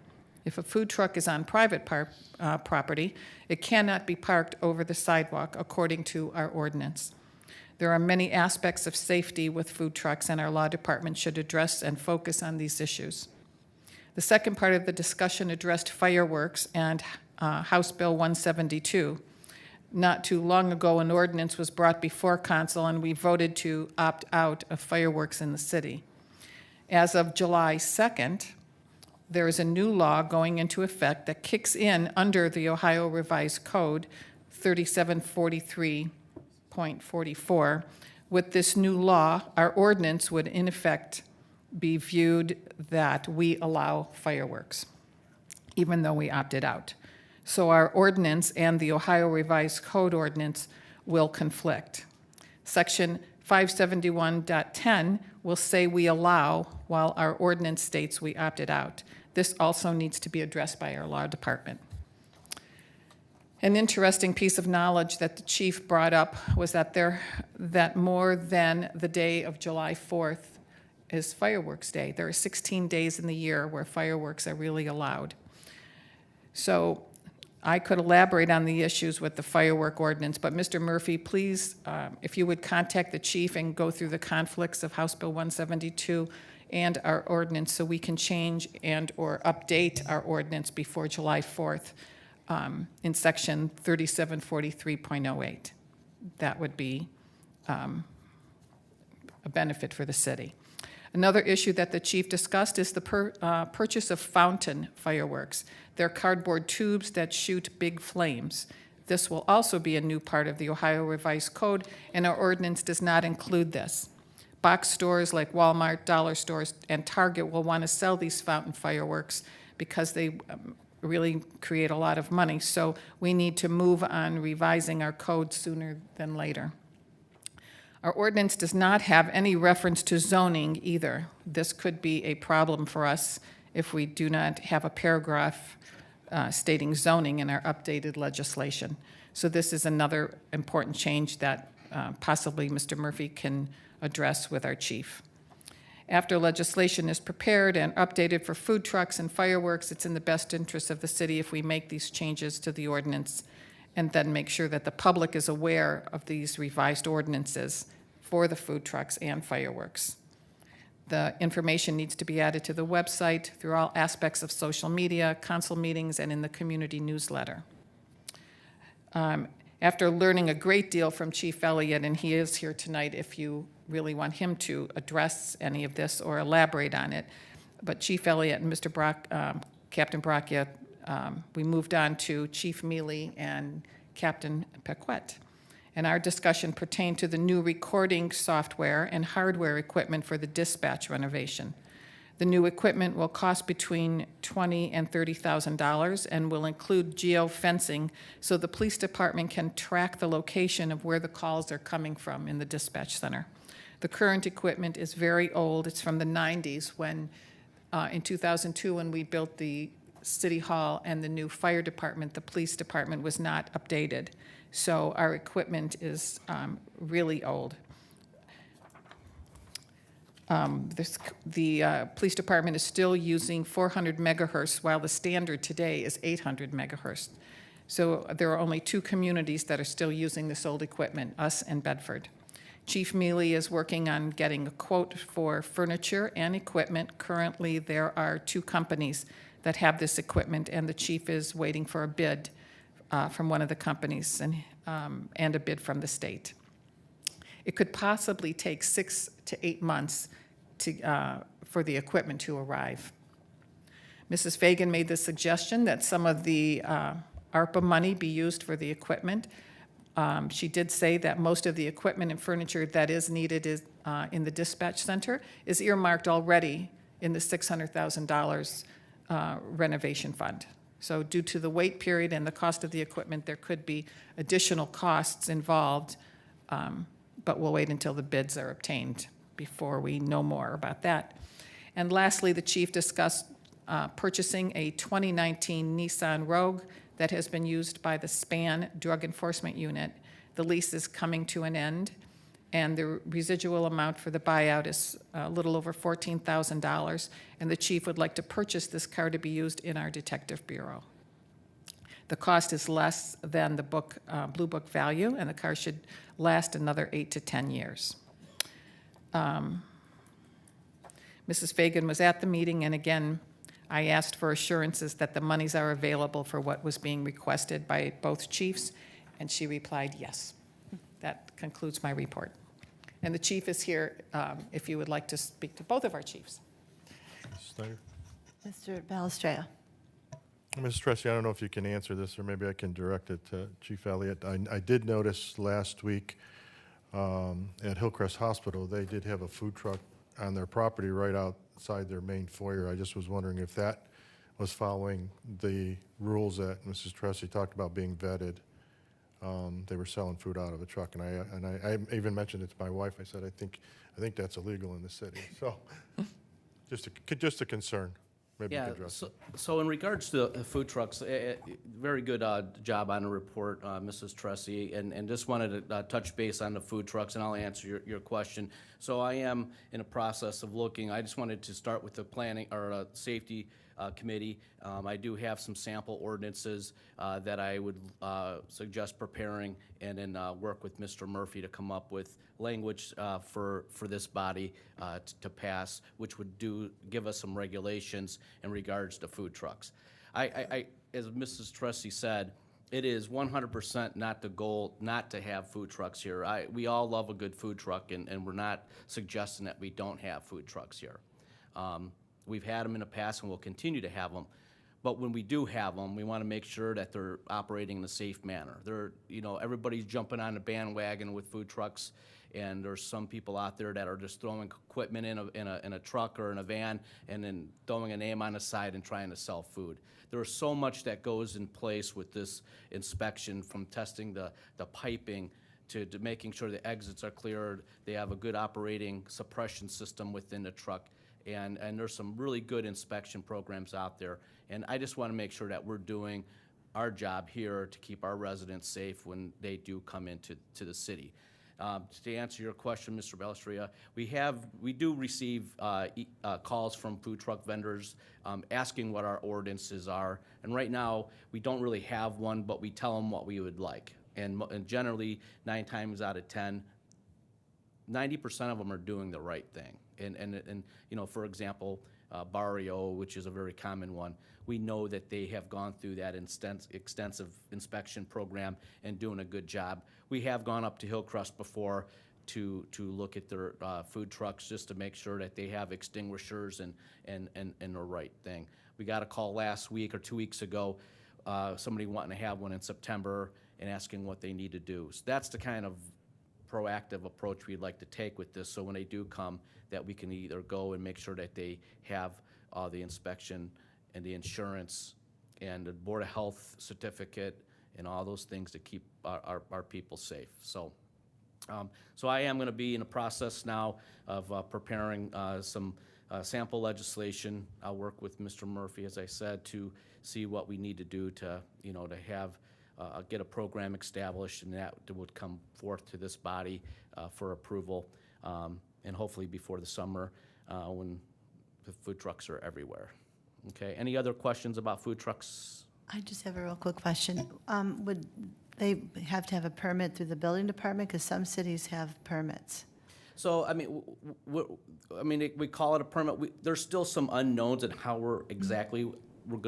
we could do it a million different ways. Right. So, we're just looking, so as Mrs. Trustee said, the city of Cleveland has a huge inspection program, and we know if they've gone through that Cleveland inspection, that they've met everything and then some, and they give them a little sticker for their window, and they have to be done annually. So we would accept that sticker as a form of inspection, but we would still check to make sure that they have sample, those types of things. So at this time, I don't think we're really doing, going through the building department with it. That was one of the things I would like to talk to the new building commissioner about, to see if that is indeed something that he's familiar with or wants to collaborate with us on. And so, that's forthcoming. But I think right now, we're just looking at, we would have an inspection form that we would give them, and they would put that in their mailbox, and then we would write up any violations through our inspection program database, so we have something on record for that. Okay, thank you. Mr. DeJohn? Would this legislation apply to residential properties also? So that is a thing that we had a discussion about. I believe the ordinance that I referred to does not allow any kind of sales of food on residential streets at all. Now.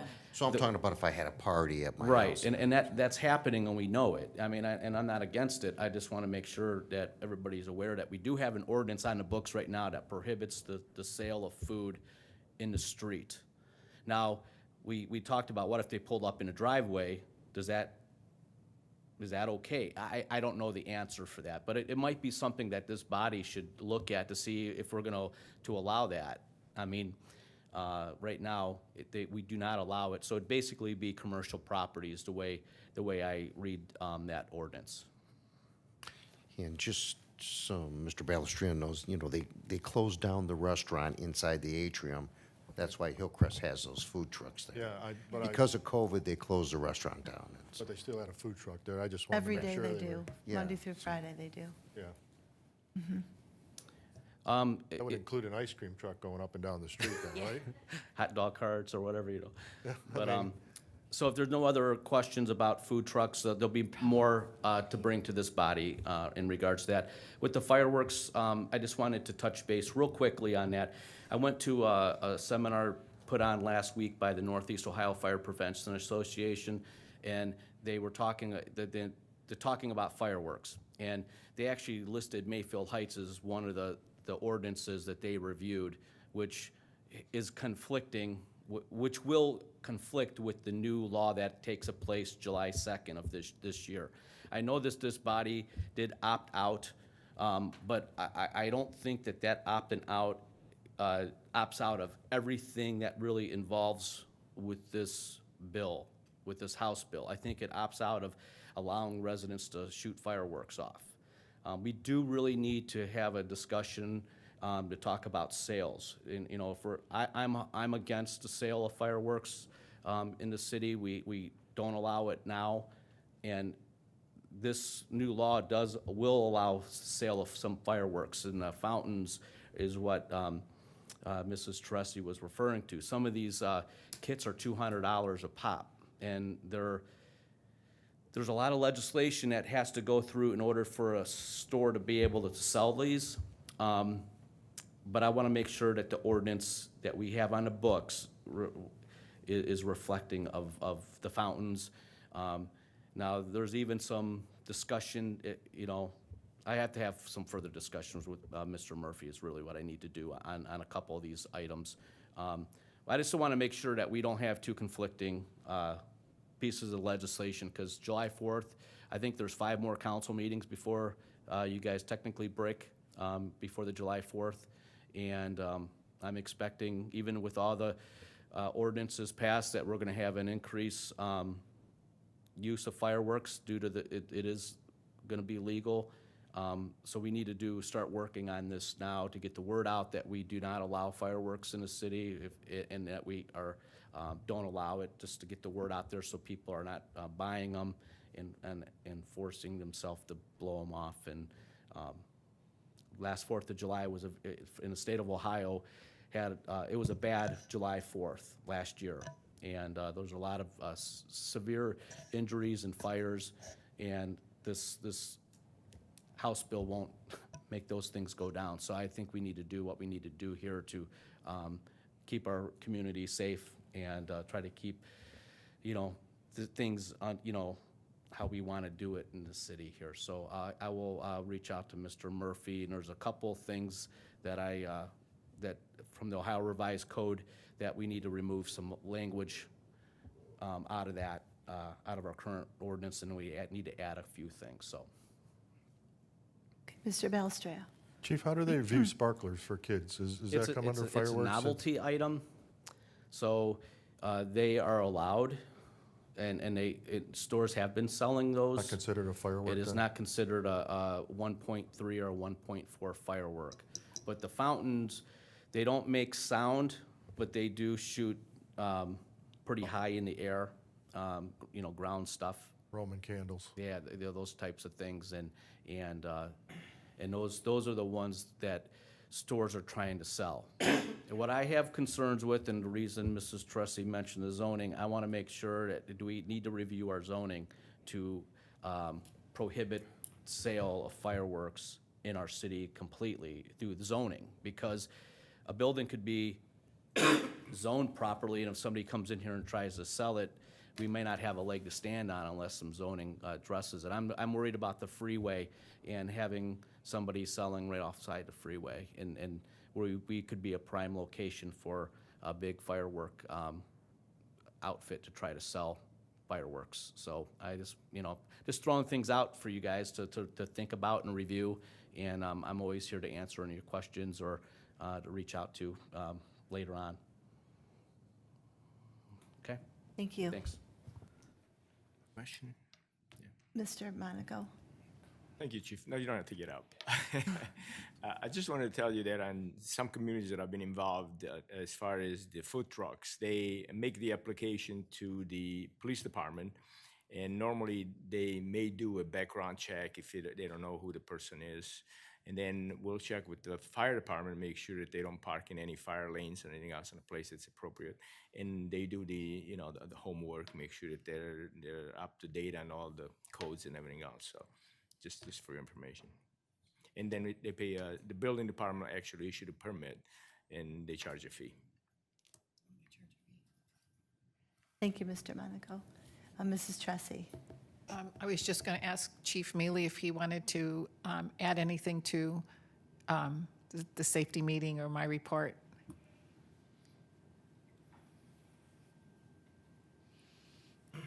I'll address the vehicle issue just because it's going to come down the pipe here shortly. It's a vehicle that it's coming to the end of the lease at the end of the month. Span is going to purchase the vehicle, and we in turn would purchase it from Span. It's about $10,000 less than the blue book value. It's got less than 15,000 miles on it, so we're going to get a lot of use out of it. It looks like a regular car, which is what we're going for our detention bureau.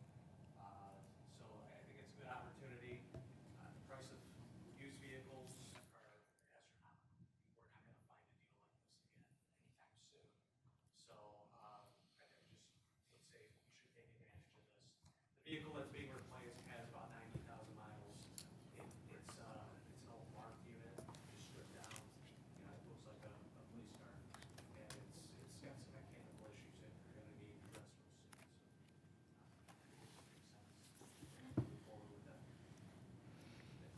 I just wanted to thank you for answering the email today. And all the members of council were CC'd. So it's about the security cameras, so if you could just review that. I appreciate that. Oh, Mr. DeJohn, did you have a question? Not for Chief, but the fireworks ordinance, how fast do you think we can get this developed and Thanks, Chief. put in place and notification out to the residents? Mr. Murphy? We've been working on it since the first of the year, and the city has already passed the ordinance saying that we're going to opt out. So, those four corners are set up, and like I think I had said before that I wanted to go through and make sure I had addressed every provision of the Ohio Revised Code to make sure that our ordinance was in concert with the new ordinance. And basically, it will be that the shooting off of fireworks will still be prohibited in the city. That's the short version. Yeah. And as the chief said, we want to look and make sure that the new legislation will not permit fireworks to be sold in the city. So it'll be before the effective date for sure. And council will get 3 readings. So maybe we can notify the residents in the focus. It's very important that they find out about this. And they know that, remind them that fireworks is prohibited in the city. Thank you. Okay. Thank you, Mrs. Tressi, for your report. Now we'll move to Board of Zoning Appeals. Mrs. Sabetta. Thank you, Madam President. The Board of Zoning of Appeals will meet here in council chambers tomorrow at 7 p.m. We have one item on the agenda. Thank you. Thank you. And Planning Commission, Mr. Balestrea. Thank you, Madam Chair. Planning Commission met last Monday, April the 4th. We have one motion on the agenda this evening as a result of that meeting, and council was copied on the minutes, and I will address any questions at that time, and that concludes my report. Thank you. We will now proceed to the public portion of the meeting. Pursuant to City Code, each person will be allotted 5 minutes to speak with a maximum of 30 minutes for the entire public portion. If you are here in connection with an agenda item, this is your opportunity to address council. However, please note that this is not an opportunity for debate or slighted comments. If you would like to be heard this evening and have done so already, please fill out a form in the back of the entrance of the council chamber. During the public portion, I will call each of you wishing to speak to the podium. Please state your name and address for the record and speak clearly into the microphone. It is now 8 o'clock, and I will open up the public portion. Would anyone like to be heard? Okay. All right, I will now close the public portion. It is 8:01.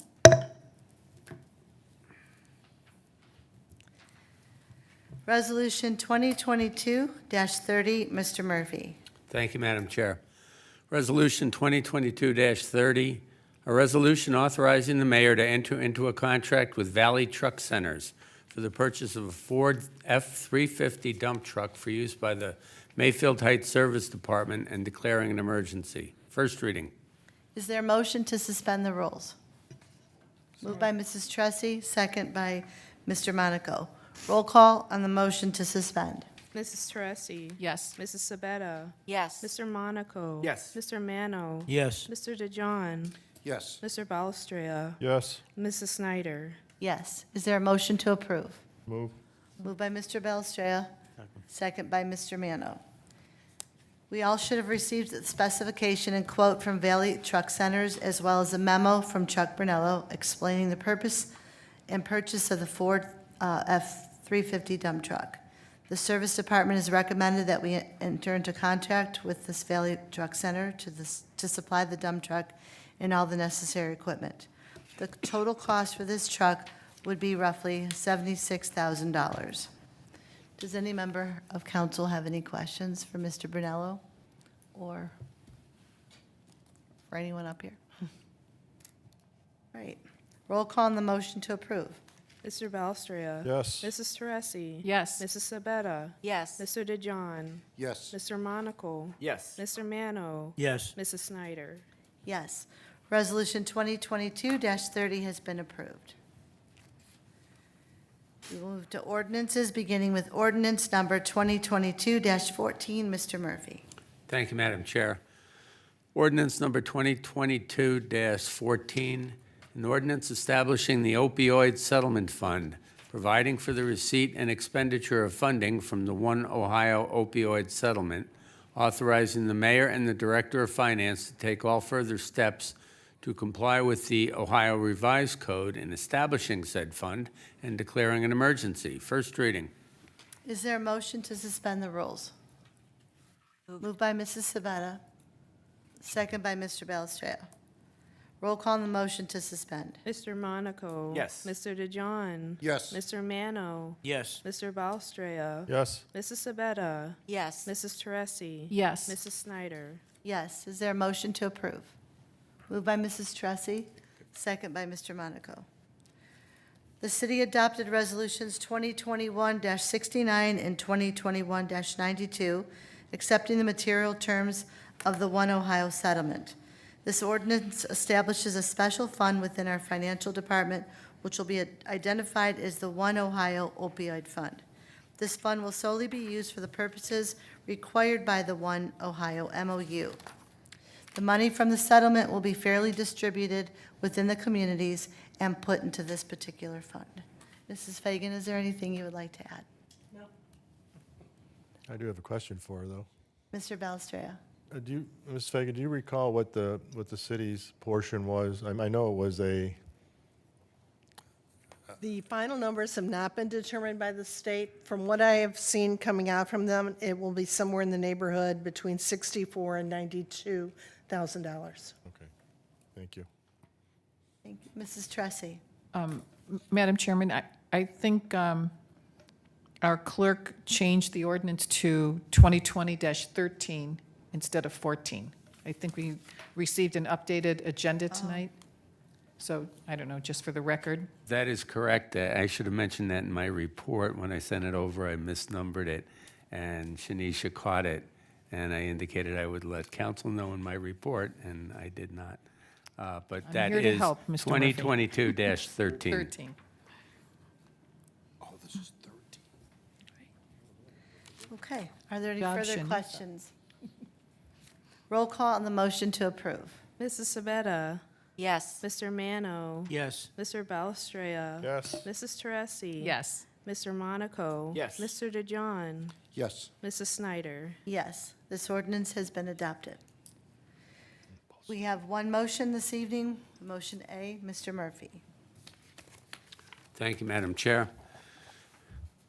A motion to approve the preliminary and final site plan to add a patio in front of the building at the Tavern of Mayfield, 6088 Mayfield Road. Is there a motion to approve? Move. Moved by Mr. Balestria, second by Mr. Mano. This motion was unanimous vote from the Planning Commission in favor of the patio addition. Note that this is a preliminary and a final site plan. Mr. Mano. I have one question.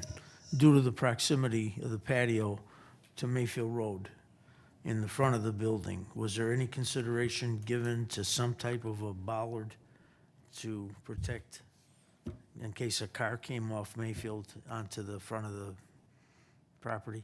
I know the applicant is here, and Mr.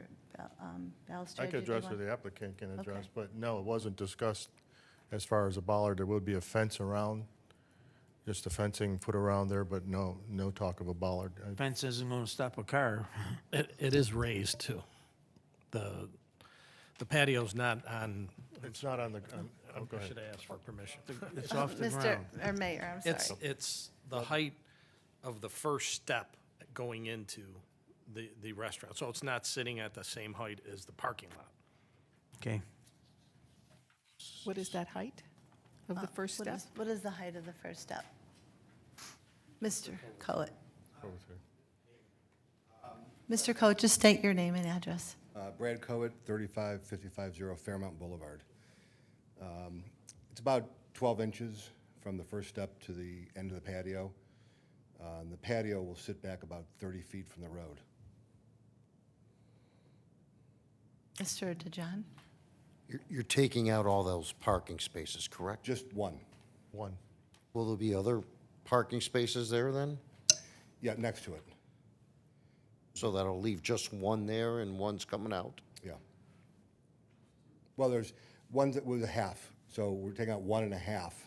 There's sort of a service drive on the side that we're taking out, and then we're adding a handicap space on the right-hand side.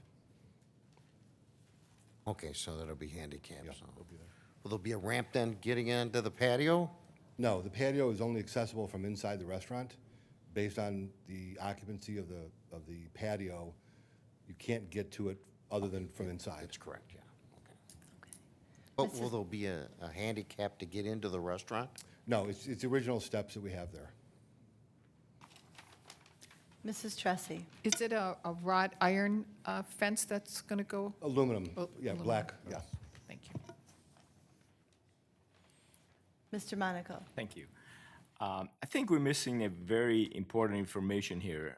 What is the number of occupant on the patio? 16. 16. And how many occupant you have into the existing building? I don't know the code number. When we bought it, we eliminated about 8 seats inside. Because according to the plumbing code, you may need additional restrooms. You're required to have one restroom per 40 male and 40 female, according to the plumbing code.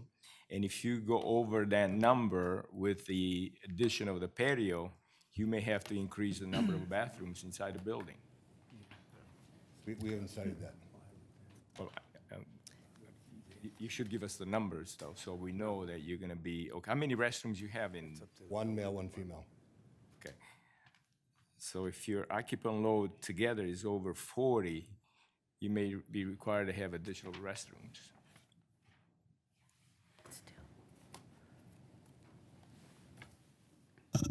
Did you want, Mr. Yes. The Planning Commission has already approved this, so it's up to council to either approve it or not approve it.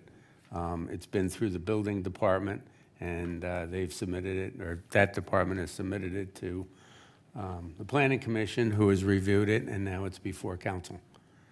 So it's just, yes, it's approved, or no, it's not. Mr. DeJohn?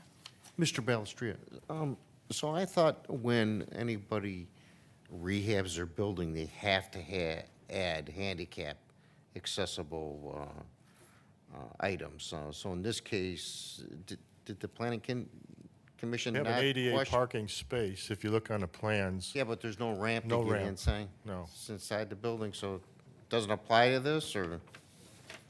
It's not, I don't believe it's required. Once again, this has been through the building department, and they have approved it as submitted, and the Planning Commission approved it too. So Well, that doesn't mean much of anything. it means that that's what council is voting on. That's what it Yeah, means. well, But I don't think it's necessary. I would have thought that that would have been questioned, to put a handicap ramp into the facility, since they're rehabbing the front of it. But Mrs. Tressi? Mr. Coward, prior to you owning the restaurant, didn't they come before us It was going to go for a around the patio in the back. back? In the back. Yeah. And then that never came to fruition? For what reason? Do you know? Well, I understood that the residents in the back Neighbors. were against it, and there's no direct access to get to the back. From the building, inside, from right. the, okay, thanks. Yeah.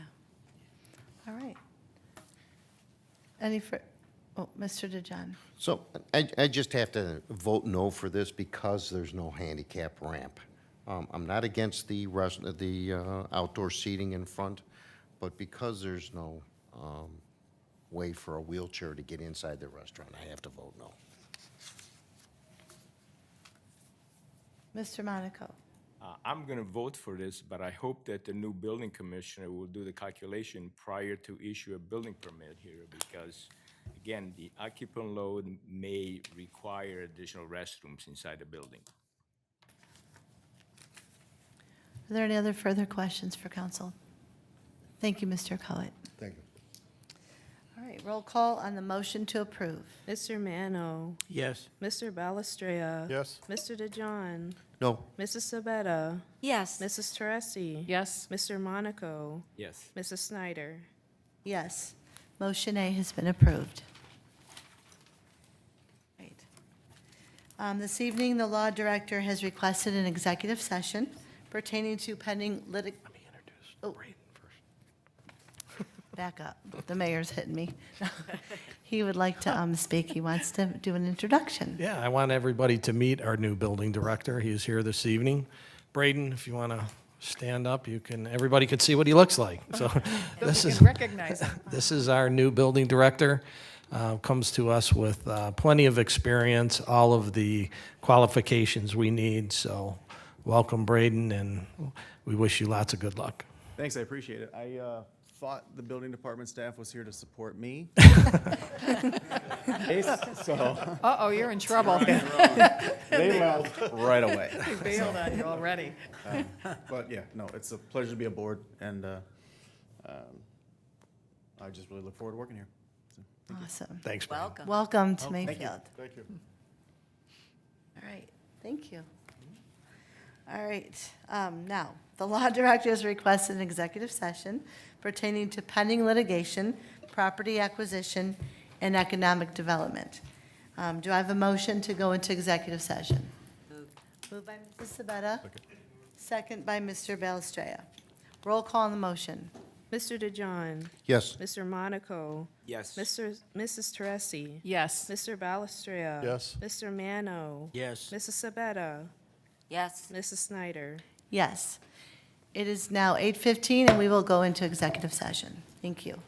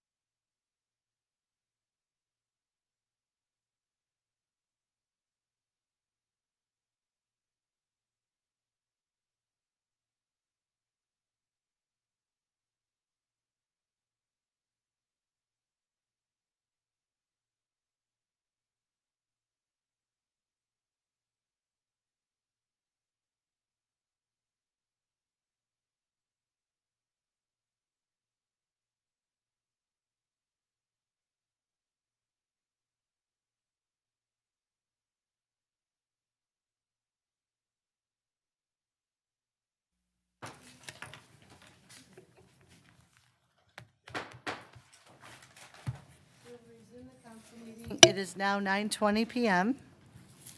Is there any new business from, or comments from council? All right. The only thing I have to say one thing. At the next committee of the whole meeting, I've asked for them to come in and do a presentation on how the bids are going to come in and what it's all about and how it's all going to look. So we understand the process, since some of us have never done this before. So they're going to come in and show us, because we should be receiving one of our first bids that evening, so they can show us how we're going to move forward from that point on. So it'll be an update on the Aquatic Center, but we'll also talk about the process as well. Okay? So, Madam President, the only thing I don't understand is they don't have the blueprints done, so how can they get all the pieces to this together? I mean, they could tell us that, but he said not till May, the plans are not. That's the chair. Mayor, I'm sorry. I thought you didn't want me to Fell talk. asleep. They have, what they've bid out so far, they have what they need drawn up to get those bids. Now, going forward, they're very, very far into the design process. So there may be things they tweak later, but those aren't the things they're bidding on right now. So they're very confident in what they are bidding on right now. And those are the longest lead times.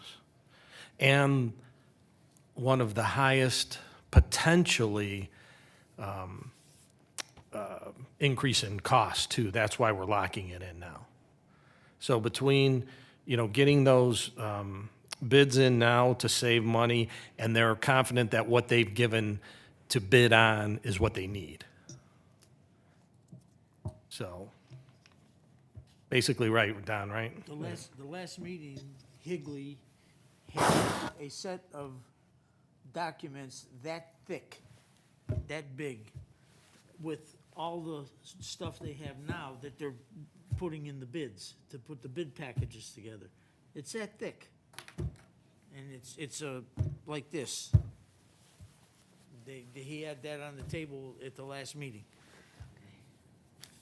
So he's gonna tell us how he's gonna do this. So obviously you have infrastructure, sewers, Everything. electrical all on the Electrical, ground, yeah. footers and all of that. How is that all gonna be done? Is he gonna give it to us pieces and parts? Mr. Murphy? Now, what they're doing is they have component parts that they complete. Like all of the, like the generator is generators are one separate component part. They know what that is going to be, so they can bid that out. They know what the steel is going to be. When you used to do competitive bids, you'd have the whole building, and you'd have to have the whole thing done, and then you would bid that out. But now they bid out the component parts to people that they know will be interested in submitting bids for those parts. And they haven't finished necessarily the rest of it. They're still working on that, but they know, all right, we need this much steel, or this much drywall, or this much wood. Roofing material, that's the other big ticket one, right, roofing material. So they get the bids for that while they are finishing up the brickwork, or finishing up what the outside trim is going to look like, and things like that. So they don't have to have the project done, unlike the old competitive bidding thing where, you've got one building and you have the specifications for that one building. This one, they've been able to split it up into different component parts. But the bottom line is the contractor, the subcontractor, has to submit a bid based on what the specifications are. They've got to prepare specifications. We need this, we need that, we need this, we need that. And that's what the bids will be submitted on. And hopefully, it's up to Higley to make sure that everything is put together properly. And if I could. Yeah, Mayor? I was done. Yeah, doing it this way was the consensus of doing it for the least amount of money.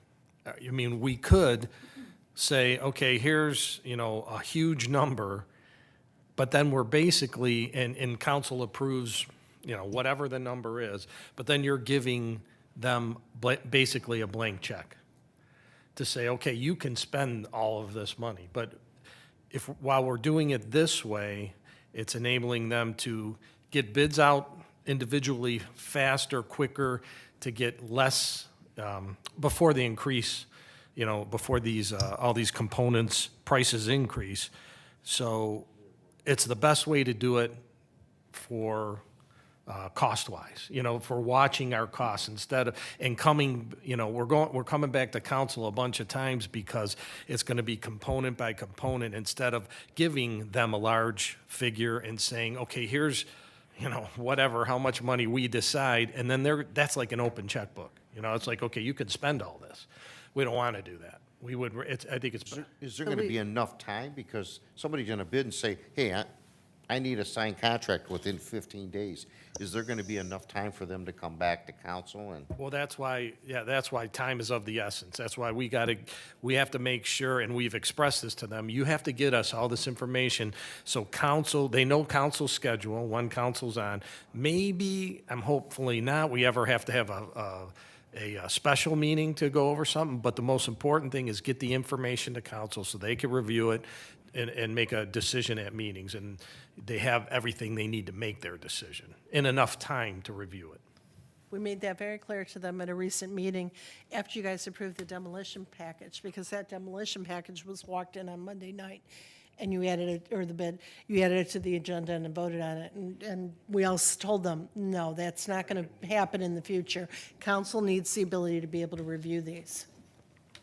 So we'll have more control over our money by doing it this way. Correct, and they will adjust their bidding deadlines to make sure that that amount of time is there, so everybody can review it, it can go to council, council can review it before that vote.